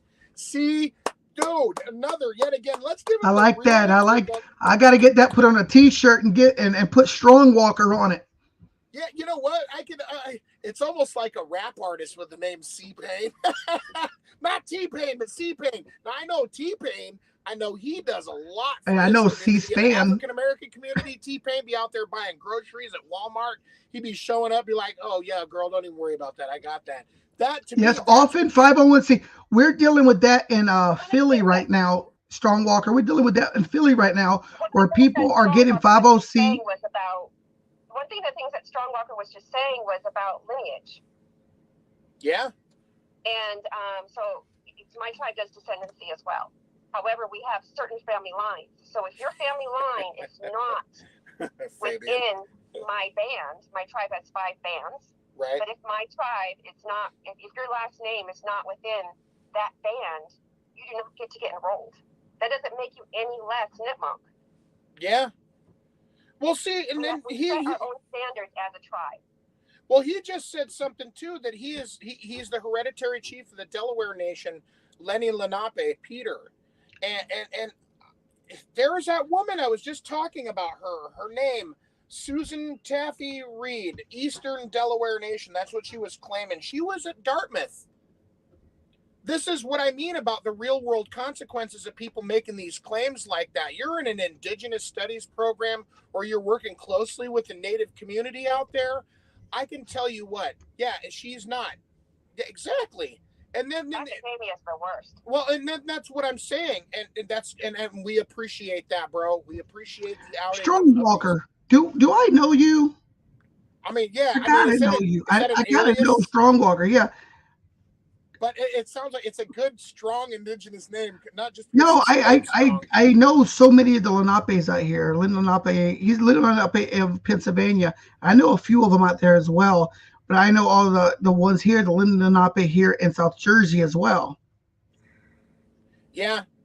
The Lenape Nation of Pennsylvania is a corporation posing as an indigenous nation. I'm going to break it down real fast for everybody who is out there. Yet again, we want to say thank you for joining us right here on the B&B Indigenous Podcast. We want to send a shout out, like, share, subscribe. Make sure everybody is aware. If you guys can share this among your people, we want to have thousands by the end of this month. That's what we're aiming for with this podcast. The Confederated Tribes of Siletz, of which I am a blood-enrolled member. I am also a hereditary chief under my great-grandfather, John Carl. Okay, Watson. I know. I'm sorry. I know Strong Walker. I had to look at your picture, my friend. I'm sorry. I don't do great with names. And I was like, the name sounds so familiar. I know I've had to meet him or talk to him or something. Okay, I know who you are now. Sorry about that. Images in effigy, okay? The Confederated Tribes of Siletz early college academy, Siletz Valley ECA early college academy, uses a Plains chief effigy as an identifier for that school. It's kindergarten, even preschool through 12th grade. So a lot of kids that live in the Siletz and Logsdon community graduate from the ECA. That's not our way. I've said, well, why not put up a feather dancer, with her madishes and a man with feather dance with abalone crown or dentalium, men's dentalium and a woman's dentalium, and represent our people like that instead of this Plains identifier. They all fought it. Everybody on our tribal council, and we're like, man, bro, that's not who we are. And then to turn around and say, oh, well, we're this and we're associated, we're Chinook, we're da-da-da-da-da. Like I said, I am a Plains native, so I have the right to speak on my Plains and Woodlands identity because I am those people. But that does not give me, and the Bush too, that does not give me the right to co-opt somebody else's identity simply because I like the way that it looks. You know what I mean? And I mean, I don't know how you guys all feel about that situation, but I can tell you what, Ramapo. Exactly. Is it Ramapo or Ramapo? Ramapo. Okay. Well, I wanted to make sure I was saying it right because I hear a lot of tribes. I'd be like, I barely figured out Tohono Autumn, and I was like, is it Odom or is it Autumn? It's Autumn. I was like, are you sure? I'm like, okay, and I keep messing it up, but I don't want to. This is what I'm saying. The corporation, the tribal council is a part of that whole mess. Well, we're using your image and effigy. We're making millions upon millions of dollars in our tribal government structure, and then we're doling out all of the monies to wherever we want to.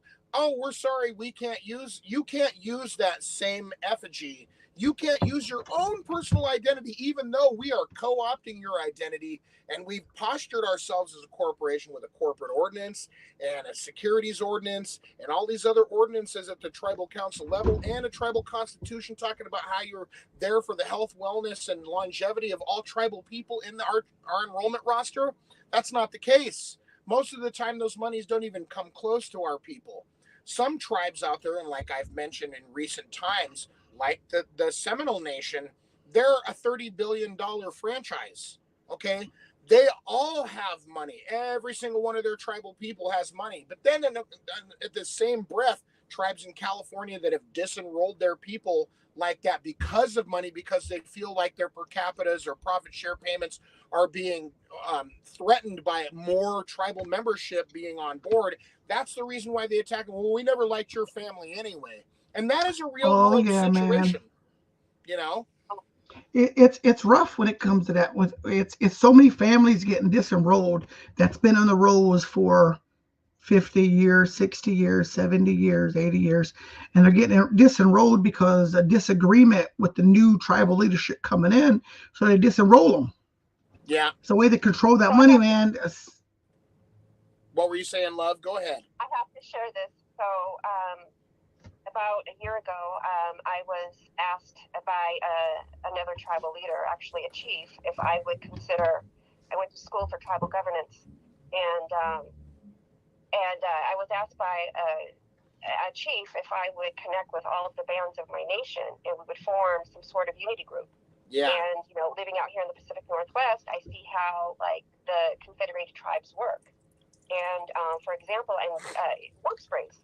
So I reached out to a couple of the people on council at Warm Springs, and one member of each band of my nation. We had these many conference calls with them and asking how did they get organized, and some of them said it was imposed on them, and they talked about how how they meet quarterly and how they meet annually the different areas. So the different districts, yes. And so it was very, very informational. We also met with the president of the Navajo Nation. We met with Grand Ron. We met with several different tribes, and we got a lot of information. However, it started to work. For the first time in, I think, over like 25 years, each leadership, each council of my tribe were all talking to each other. Yeah. So it was very, very interesting that once that started to work, the person who had asked me to do this pulled the rug from under us and started their own band. Right.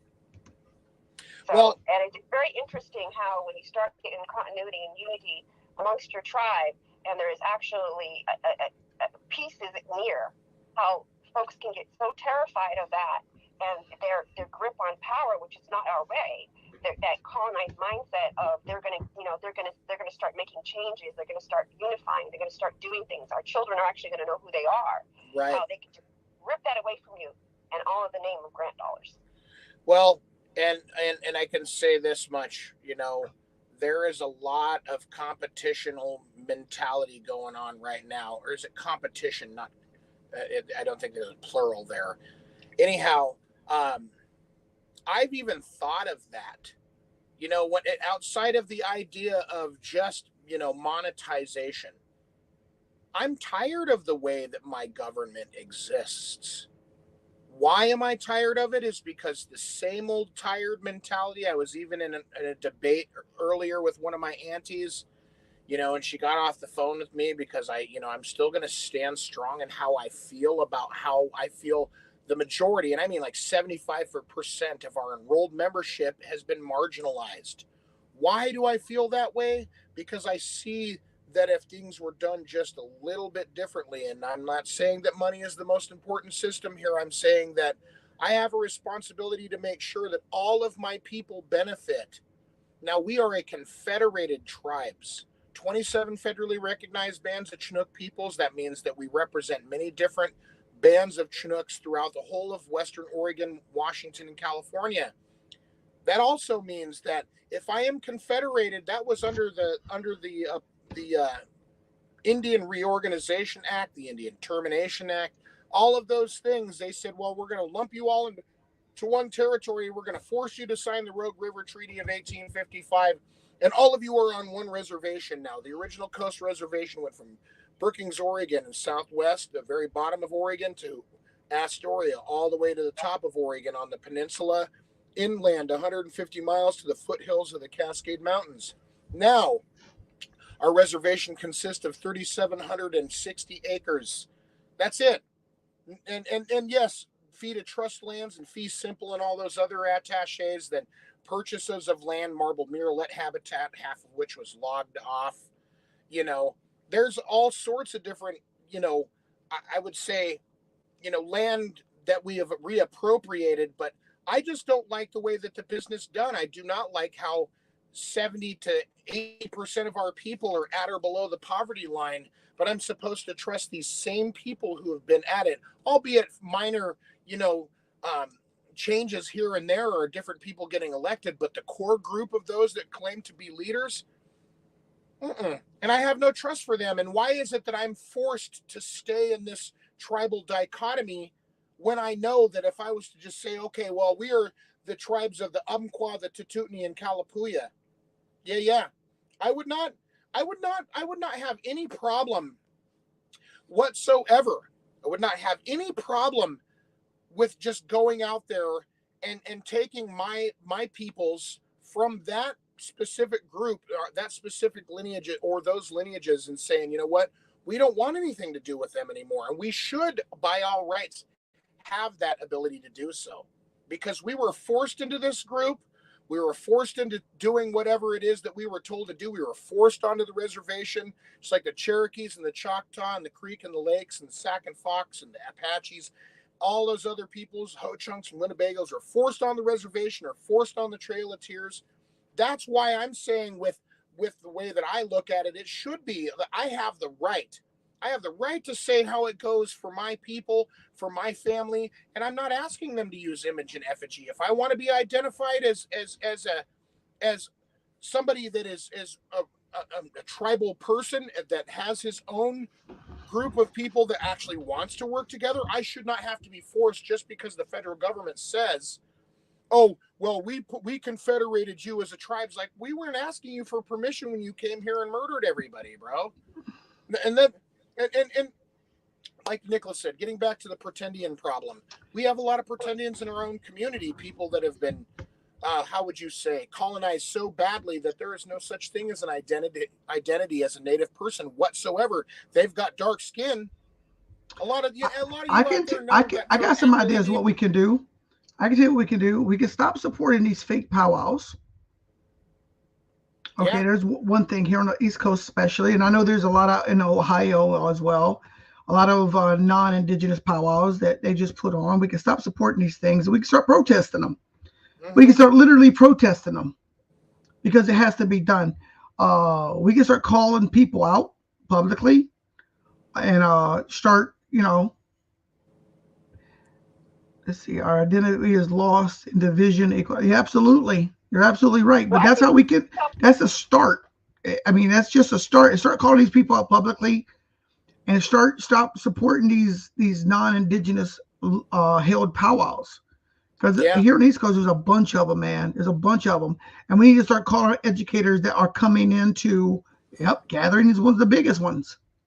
And I want to apologize for leaving earlier, everybody. I don't know if everyone knows it. I'm a single dad of a teenage daughter, and she went on a date tonight. So I was doing my due diligence and checking on my daughter when she came in. So that's why I had to leave for a few minutes. I was like, is he taking a bathroom break? Because that's totally feasible. You know what I mean? Like, no, listen, we do things on Indian time first of all, folks. Yeah. So if you're tuning into the B&B Indigenous podcast and you see Patrick or I just get up for a minute, or a camera goes off, you mind your business. Now I'm a dad first, you know. So when she's just now, exactly. And she's just starting learning she's just starting to date. So. You know. Did you give him the Will Smith and Martin Lawrence? This kid is scared. This kid is scared. He's a good kid, but he's scared to death of me, which I like. What he said? You ever been with a man? No, sir. Well, you want to? I gave him the Indian talk. I was like, listen, you should see. I told him, I said, you should see how fast you should see how fast I can skin a deer. Right, exactly. Yeah, 5 minutes right here, bro. Yeah. I I don't know about Love. Love, you ever got your hands bloody from gutting and cutting or what? No. I haven't actually, but I have watched a little bit of that stuff over in Warm Springs. That's for sure. Yeah. It's like I wasn't. I do have to say this though. When we were talking about tribal councils and stuff, it's not a popularity contest. We need people that actually understand that they are just stewards. We're not over in Europe. We're not kings and queens. That we are stewards of the people. And when we don't have qualified people who are willing to roll up their sleeves to engage with the citizens of our nations and hear with their voices and elevate them, it's a huge problem. It's a really huge problem. We have in some tribes it's a popularity contest, and we don't have people who have the concept of what it's like to be transparent and to communicate with the people of their nation. And when those pop-up comes up in their territory, they need to do something about it. Yeah. Well, and we don't speak up. We don't unify in that kind of way. We don't speak up. Well, and in speaking up, whether it's tribal council or fake natives or people that are stealing our entire identity, cultural appropriation in Western and Eastern Europe, Prague, Czech, or Slovakia, or Russia, or the Netherlands. I've seen it happen all over the place. The idea is that we need to unify. Okay, I'm not saying that I'm taking your culture, you're taking my culture in the process. We're trying to preserve as much of our original identity as possible. But something that many of my elders have said, and I've heard them on the powwow circuit, I've heard them in ceremonies, I've heard them sitting right next to me and sharing their wisdom with me as I grew up. Change is inevitable. New things will become to our people. They will be born from our children. Our children are learning new ways. Part of our responsibility as a community is also being able to adapt to those changes, not in a negative way, not in a superficial way, but to be able to say, you know what, our kids are seeing something new. If we decided, I'm just going to make this is a hypothetical.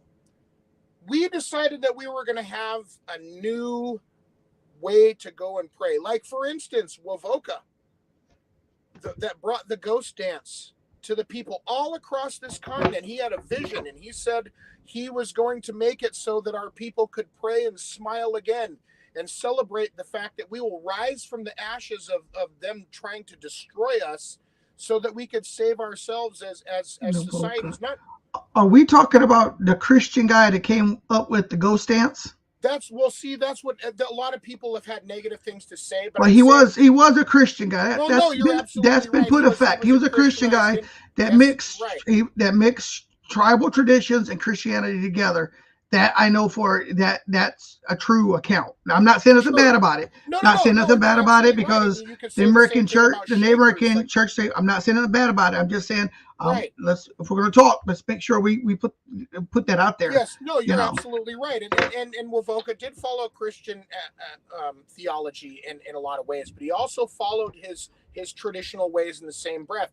I have no attaché to Christian mechanisms in any form. And then that's not disrespecting those that do. I'm only saying because of the historical references and the negativisms that have affected our people. The reason why the intergenerational trauma is the way that it is because of those churches that brought that to our people and did some really horrendous stuff. His approach was something that scared the United States federal government so bad that they murdered 336 of our people just like that. And I mean, they're not my tribe, but they are our people. They are First Nations, Native, Indigenous people on this land. So, I'm in the mindset you can't mix Christianity and Native blood, but that's my own personal opinion. Sure. But Strongwalker asked the question. I want to answer that question if it's okay. The question he asked was, hold on, let me get back to the question. Stop clicking off my stuff. Can't read straight. He goes, have you worked with AIM chapter in PA? I'm the one that's located here on the East Coast, Strongwalker. No, I haven't, because I have my own, I give my opinion about AIM. There's too many false chapters of AIM out there that aren't true AIM. And there's a lot of miscommunication, a lot of misdoings. under the name of AIM, but not truly through AIM. So I'm very weary of AIM. I've been asked to join a couple chapters, which I've turned them all down just because of the complexity behind of what AIM chapter is what and how they follow what and how they do things. So there's a lot of out there, and I know I'm going to upset people like, oh no, AIM ain't like that. There's a lot of fake AIM chapters out there. Not saying anything about Pennsylvania or Jersey or New York or anything like that. For me, I'm my own AIM. I'm my own Indian movement right now. Yeah. And see, I did grow up in the American Indian movement. And I did see a lot of posers, people that took it and tried to mold it into whatever they want. Like, I know the national director of American Indian movement, like right now in Minneapolis, St. Paul, Minnesota. Like, she's done a lot of wonderful work. As a matter of fact, when over in Washington, D.C., they're some of the people that I expect to be the first to step up when it comes to the issues of fake Indians, when it comes to the missing and murdered Indigenous women's situation, when it comes to cultural appropriation under any aspect. But this is the thing about it is like, and I understand Patrick's approach to it too, Nikki says, Jesus is my mofo, but what's beneath my feet is the way to the spirit world. And you know what? That's absolutely right. That's got to be on another t-shirt. That's got to be underneath another t-shirt. Dude. Jesus is my mofo. Okay. So, but when I say this, yeah, Lisa Bellinger. No, well, see, Aimster gangsters, that I think a lot of that terminology came around from the 90s, to be honest with you, when there was a lot of gangbanging. Not that gangbanging isn't going on right now. No, there was, I get what he's saying. There was a lot. I mean, growing up, like I said, I want to make a statement clause. I am not putting anybody down, any affiliation you're with. I am just super cautious. My family was a part of AIM back in the day. With Leonard Peltier and all them, they were backing them. AIM, from what I've seen, not AIM, but some of these clubs that claim AIM do not have the intention I feel AIM was aiming for. Does that make sense? AIM is aiming. No, you're absolutely right. They walked out of the scope and the purview of what it all started to begin with. They all want to wear the patch. Like, for instance, here's a good example. I've seen them wear the patch but never show up at a protest.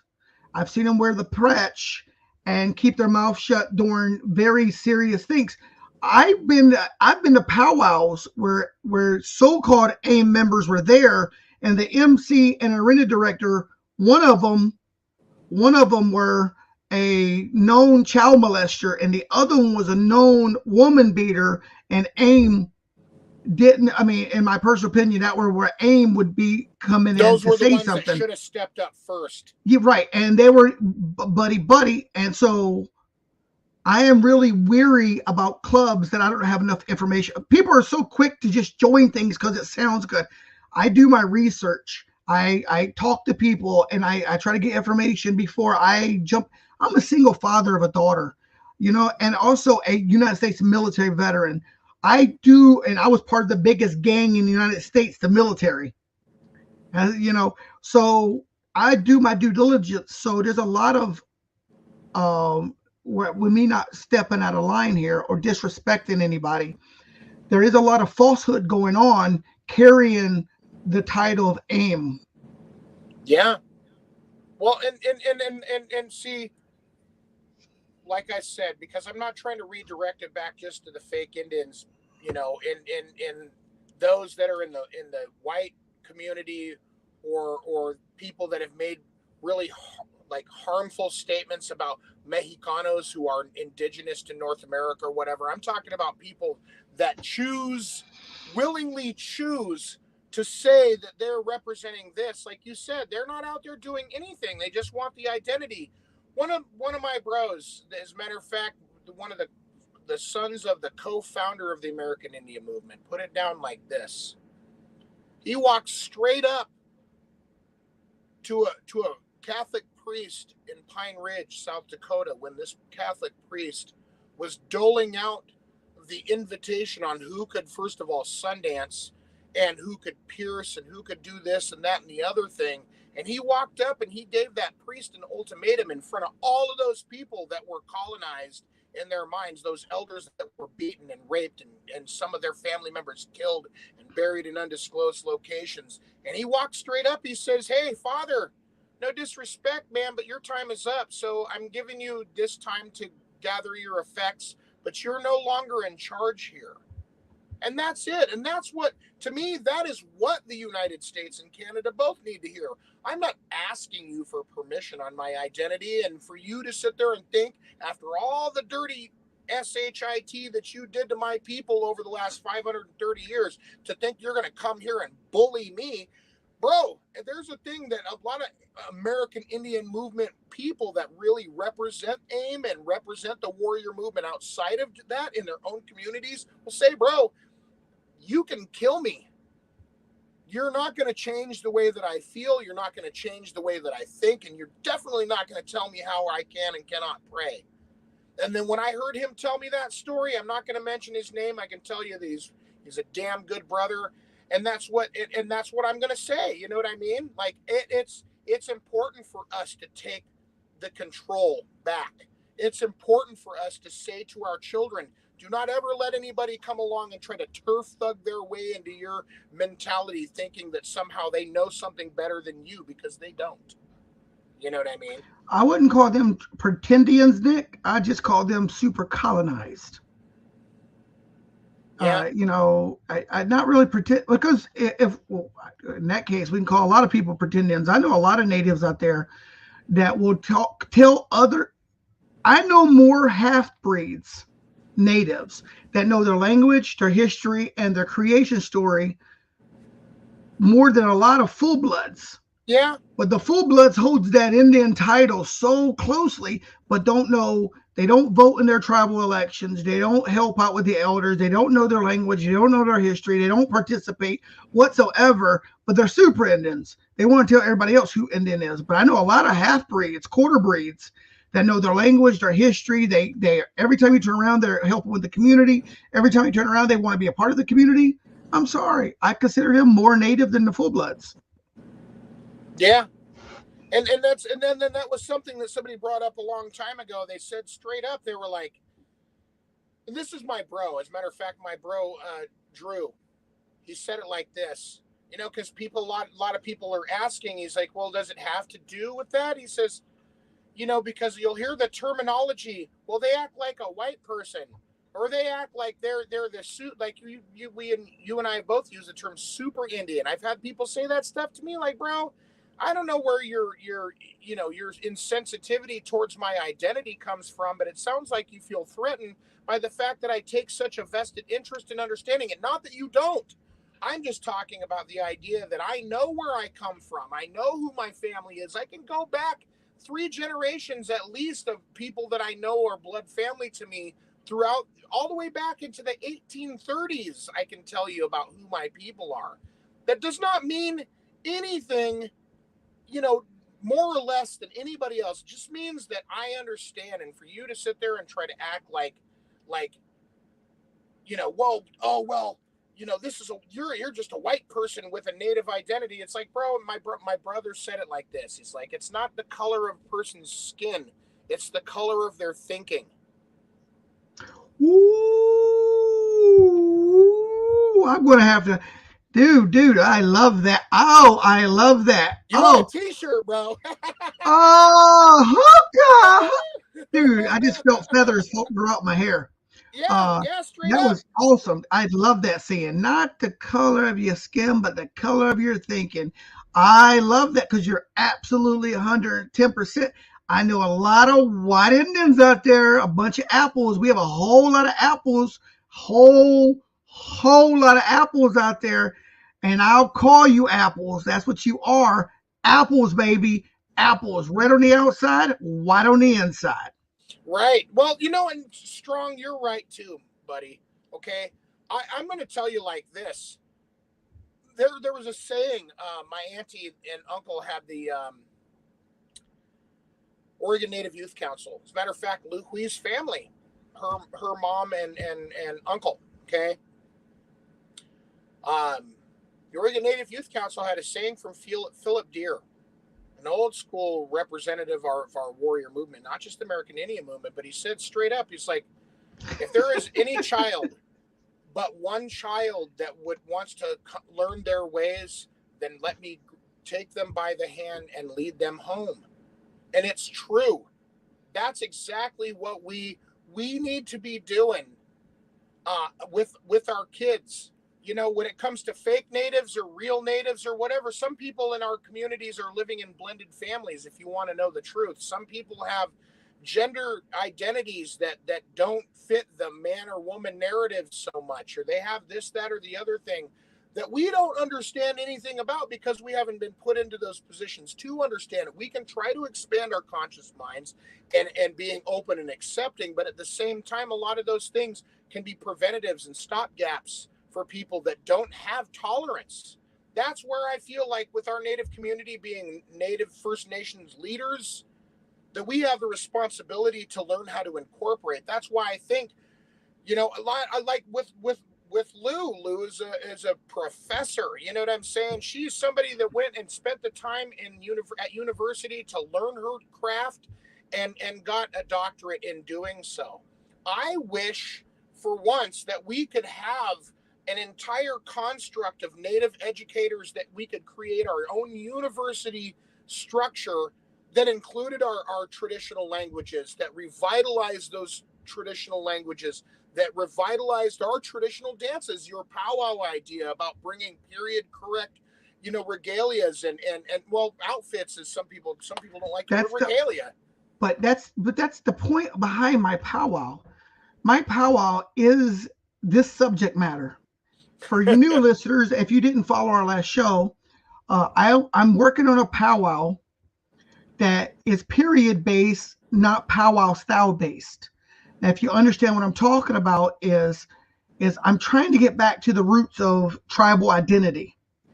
See, the modern powwow has taken our identity and mashed it all together. Now we all look alike, we all dance alike, and we're no longer tribal affiliated through regalia or dance styles.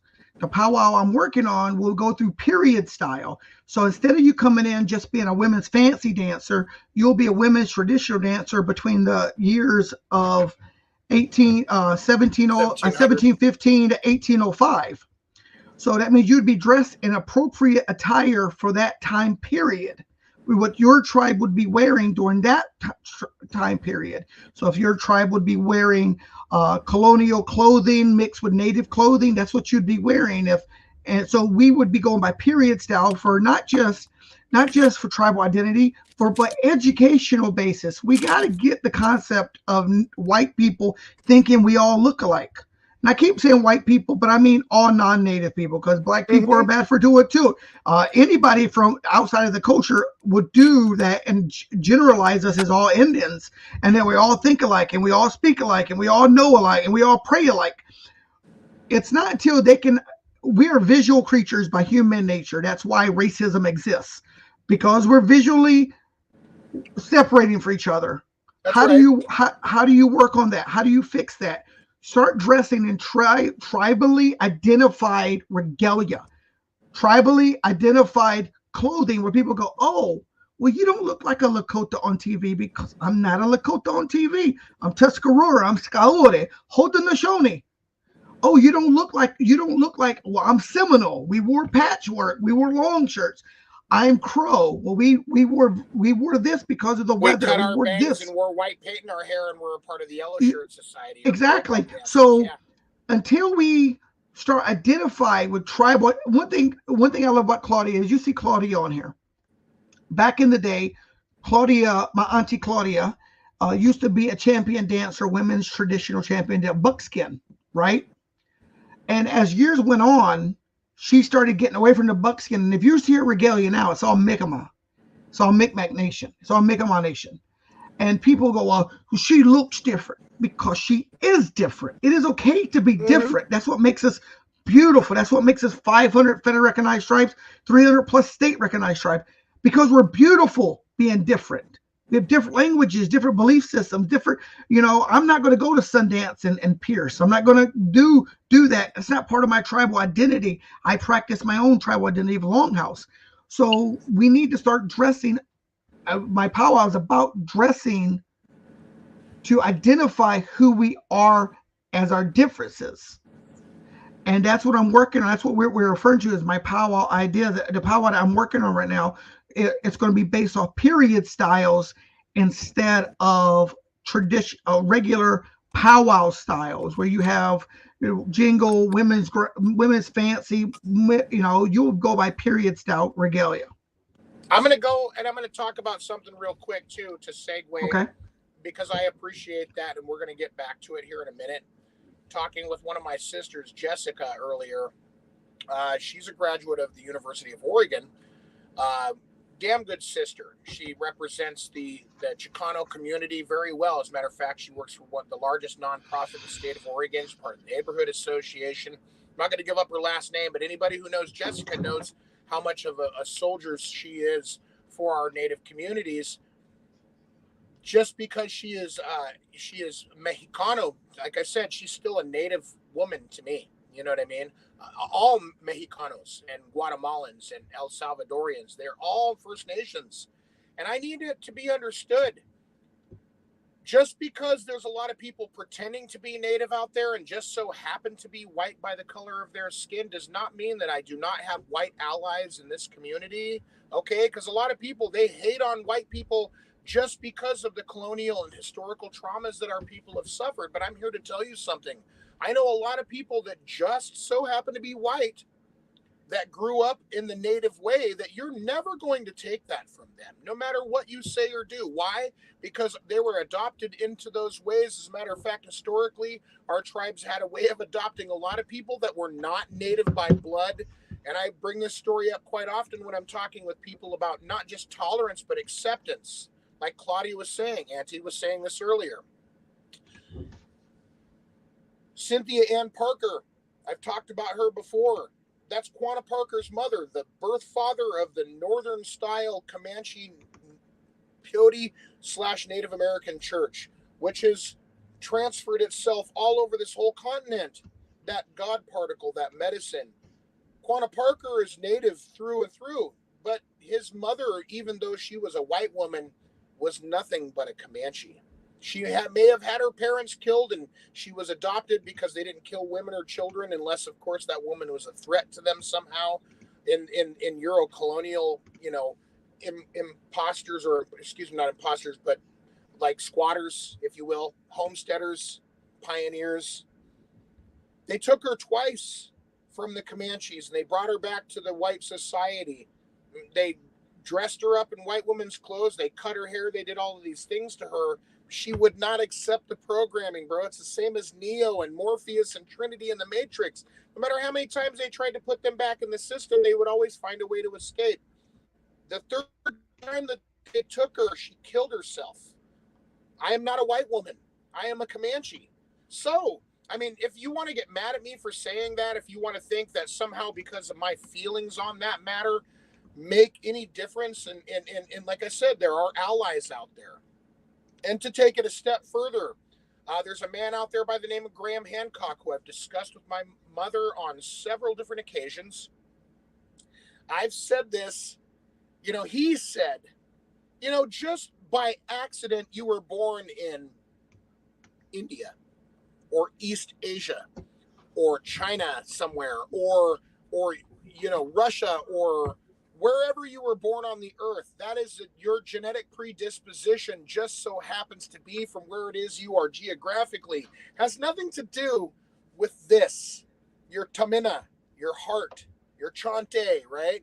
Has nothing to do with any of that. It has to do with where the Creator put you on the earth, and this life experience is part of that. I completely identify what Auntie Claudia is saying about acceptance, because in reality, that's what we need to do in order to be good people on this earth. Is we need to learn how to love each other. Yes, we need to protect our culture and heritage, our identity, our history, our language, our faith, and our own spiritual practices, because what was done to us was atrocious, and what is continuing to happen is atrocious. But until we start to heal that medicine wheel, as all of our people will say. Like my brother Mark was saying this the other day. Somebody who carries a big responsibility in his community, that knows people in the Native community outside that are very well connected. He says there are 7 sacred teachings. I implore everybody to get onto Google and search what those 7 sacred teachings are.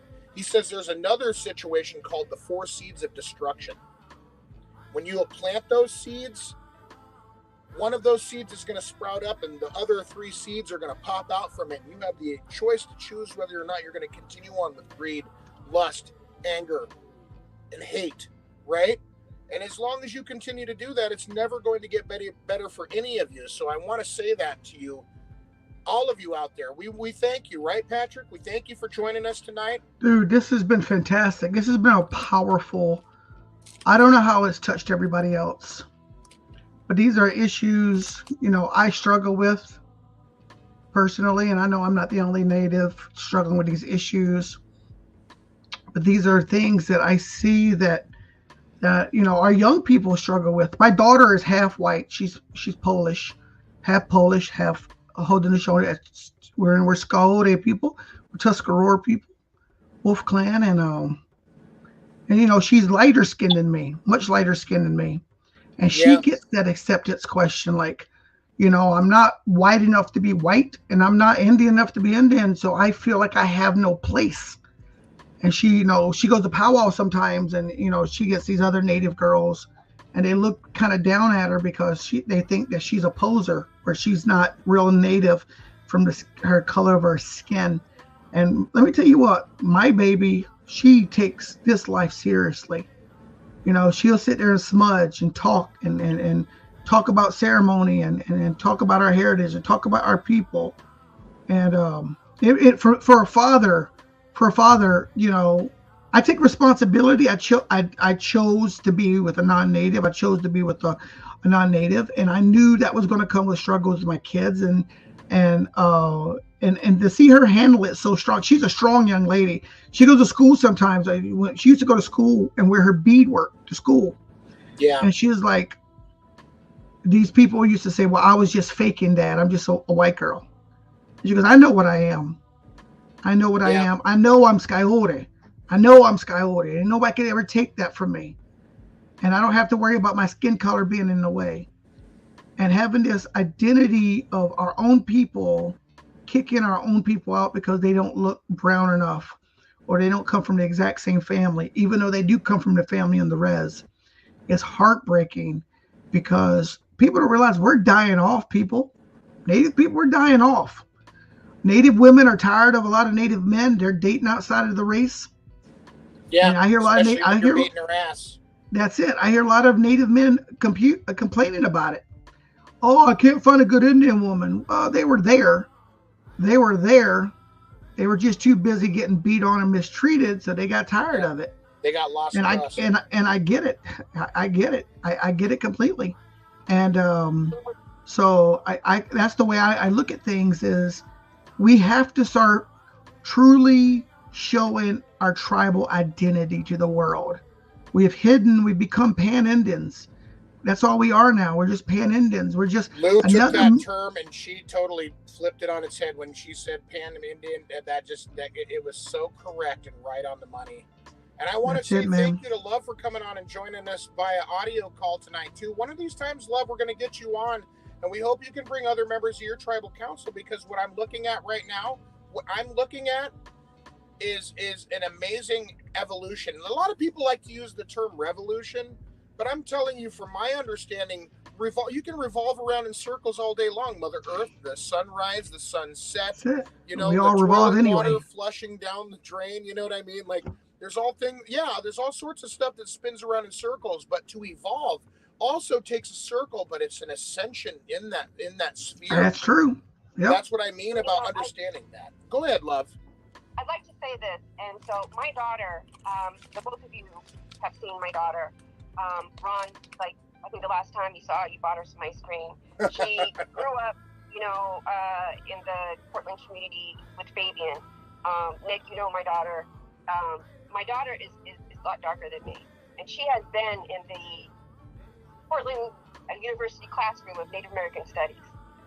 And she sat there right in the classroom, and she never ever said that she was an enrolled tribal member, ever. Mm-hmm. But yet she sat there and listened to people talk all around her about all kinds of stuff. And then when she raised her hand and had her input, she was like pretty much walked over and disregarded. She lived in a co-op for a little while during the time of Standing Rock. They had a fundraising event. They excluded my daughter. Yeah. She was going to have Rice and them come and drum. They totally excluded my daughter, who had access to the local Native American community. And then I came to town and I walked in and I introduced myself as a commissioner of the Commission of Indian Affairs of Massachusetts, and their jaws dropped on the ground. Yeah. And that was all based on skin color. My daughter actually danced Fancy Shawl against another person who just came out, who said that they were not Native, but is a professor in California and identified their whole life as Native and is not. And that person won. Yeah, no, straight up. I identify myself as a person with good credit. My daughter has a huge fear of letting anybody know that she's even an enrolled tribal member. You know, and my daughter is you know, she's a little something when it comes to me, but my daughter is the most sweetest and kindest and quiet person at powwow. Yeah, and she's just like Mama. She quit dancing. When she was dancing, my daughter was getting, you know, first place, you know, doing all arounds. Yeah. You know, and it's just because of the skin color that she carries, you know, that the Creator gave her. You know, her dad is African American and Comanche. Right. You know, and it's just really, really sad that my daughter, you know, no one knows, you know, that she goes and we go and pray at the edge of the water. You know, no one knows, you know, who she is and that whole other identity that she's sitting there and she's being silenced because of just the way that she looks. Right. And she didn't win in a competition over someone who was a Pretendian. Well, and we're going to be continuing this subject and so much more. Again, like we've come to the bottom of our hour here. I'm going to let Patrick finish off. Love, thank you for joining us. You know, we'll be back in touch here shortly. For all of you joining us tonight on our fledgling podcast brought to you by YouTube, as well as Facebook.com and powwows.com, we encourage you to like, share, and subscribe once again. I want to say special thanks to our guest, Dr. Lu Hui White Bear of Oregon State University's Women's Indigenous and Studies and Sexuality. Also, we want to say thank you to everybody that tuned in with us tonight. If you guys have show ideas, we are going to continue to harangue you until we get you to give us the goods, man. You know what I mean? I always thought about news agencies on the res that pull up when there's a big thing going on. You know, we got to start asking those hard-hitting questions. We need to start softening up a little bit and start hardening in other areas. Patrick, thank you for being here with me as usual, man.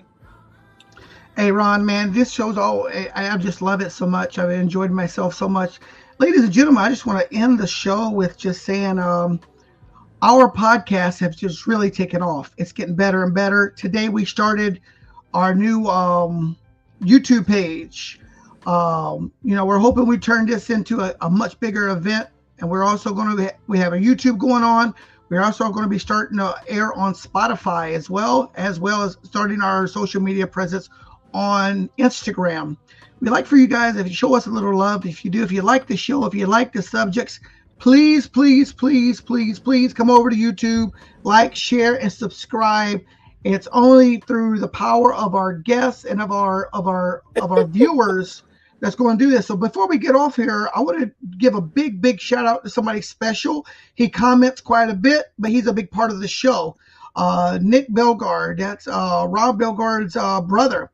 Nick has been an instrumental part of us doing this channel with our backgrounds, with our logos, with everything. He is at our beck and call if we ever need it. And he's actually loaded. Guy.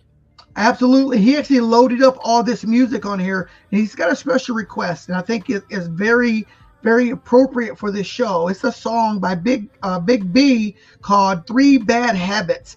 And seeing that we're dealing with a bunch of wannabes, fake natives, starting these, I think Bad Habits is a great way to lead out. We love you guys. And as always, I am Patrick Little Wolf Brooks.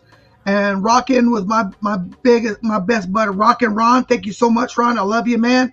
Can't wait to the next show, and we're going to end this show off with yes, thank you so much, Big Ron. Yeah. Hey, before we get into the song real quick, next week, we're talking native musicians of all genres. That's right. So I want you to think about that. I'm going to try to get a bunch of awesome native musicians to come and if you are a native musician, you're a native musician and you'd like to come on and talk, maybe give us a little sample of your music, come on. We want to give you a highlight. We want to give you a spotlight. Maybe people out here don't even know how good you are. So if you're a native musician, you're a DJ, songwriter, music player. I myself I'm a flutist. So I'm all in that category myself. So if you want to come onto the show, if you want to participate, you want to tell a little bit about who you are, where you're from, nation you are, and a little bit of example of your music, we'd love to have you. Just reach out to us and let's set it up. That's right. So yeah, we're gonna get Weedeth on here, and he's gonna play some heavy metal guitar. Is what he's gonna do. He's gonna do an exhibition for us. There we go. Again, right here on the B&B Indigenous podcast. Hokahi! Once again, this is Big B and 3 Bad Habits. I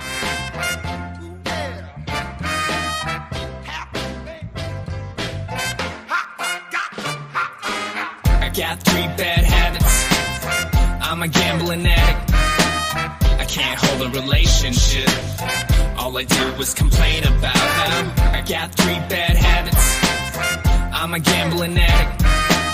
I can't hold a relationship. Check it out.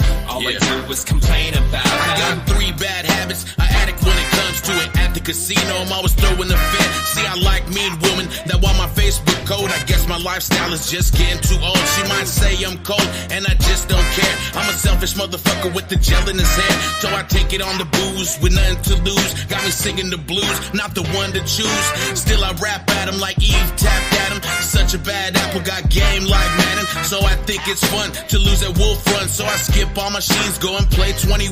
Now it's on blackjack to get my money back. So my chick doesn't hate, try to double my stack. Still I go hard, and they know me at the bar. Even if I try to hard, they all know my card. Damn. I got 3 bad habits. I'm a gambling addict. I can't hold a relationship. All I do is complain about how I got 3 bad habits. I'm a gambling addict. I can't hold a relationship.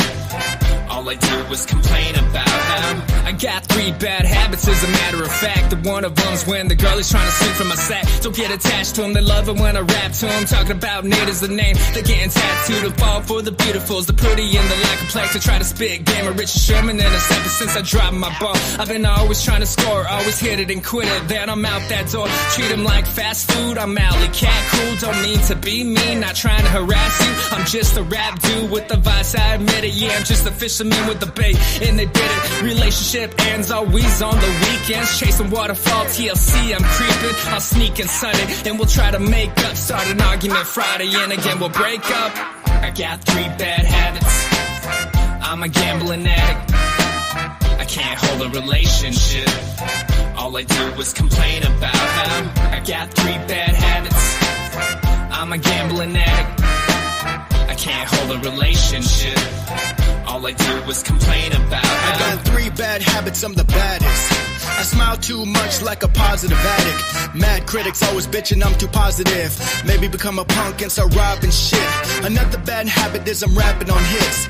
Giving energy to haters, throwing fits and quit. But no damn guns in my bad habits. Bringing bows and arrows to fight, I'm a savage. Rapping and ravage on your pilgrim village. Rhyme so hot, got me burning the willing. But no killing, I gotta let you live so we can measure bad habits, hers, mine, and his. I'm court ordered straight to counseling and treatment. Told the therapist that I'm howling and fiending. Not even acceptance that I'm seeking. System said I need help for bad habits about believing. I got 3 bad habits. I'm a gambling addict. I can't hold a relationship. All I do is complain about how I got 3 bad habits. I'm a gambling addict. I can't hold a relationship. All I do is complain about how We'll see you next Sunday, y'all. Make sure you tune in. Peace out.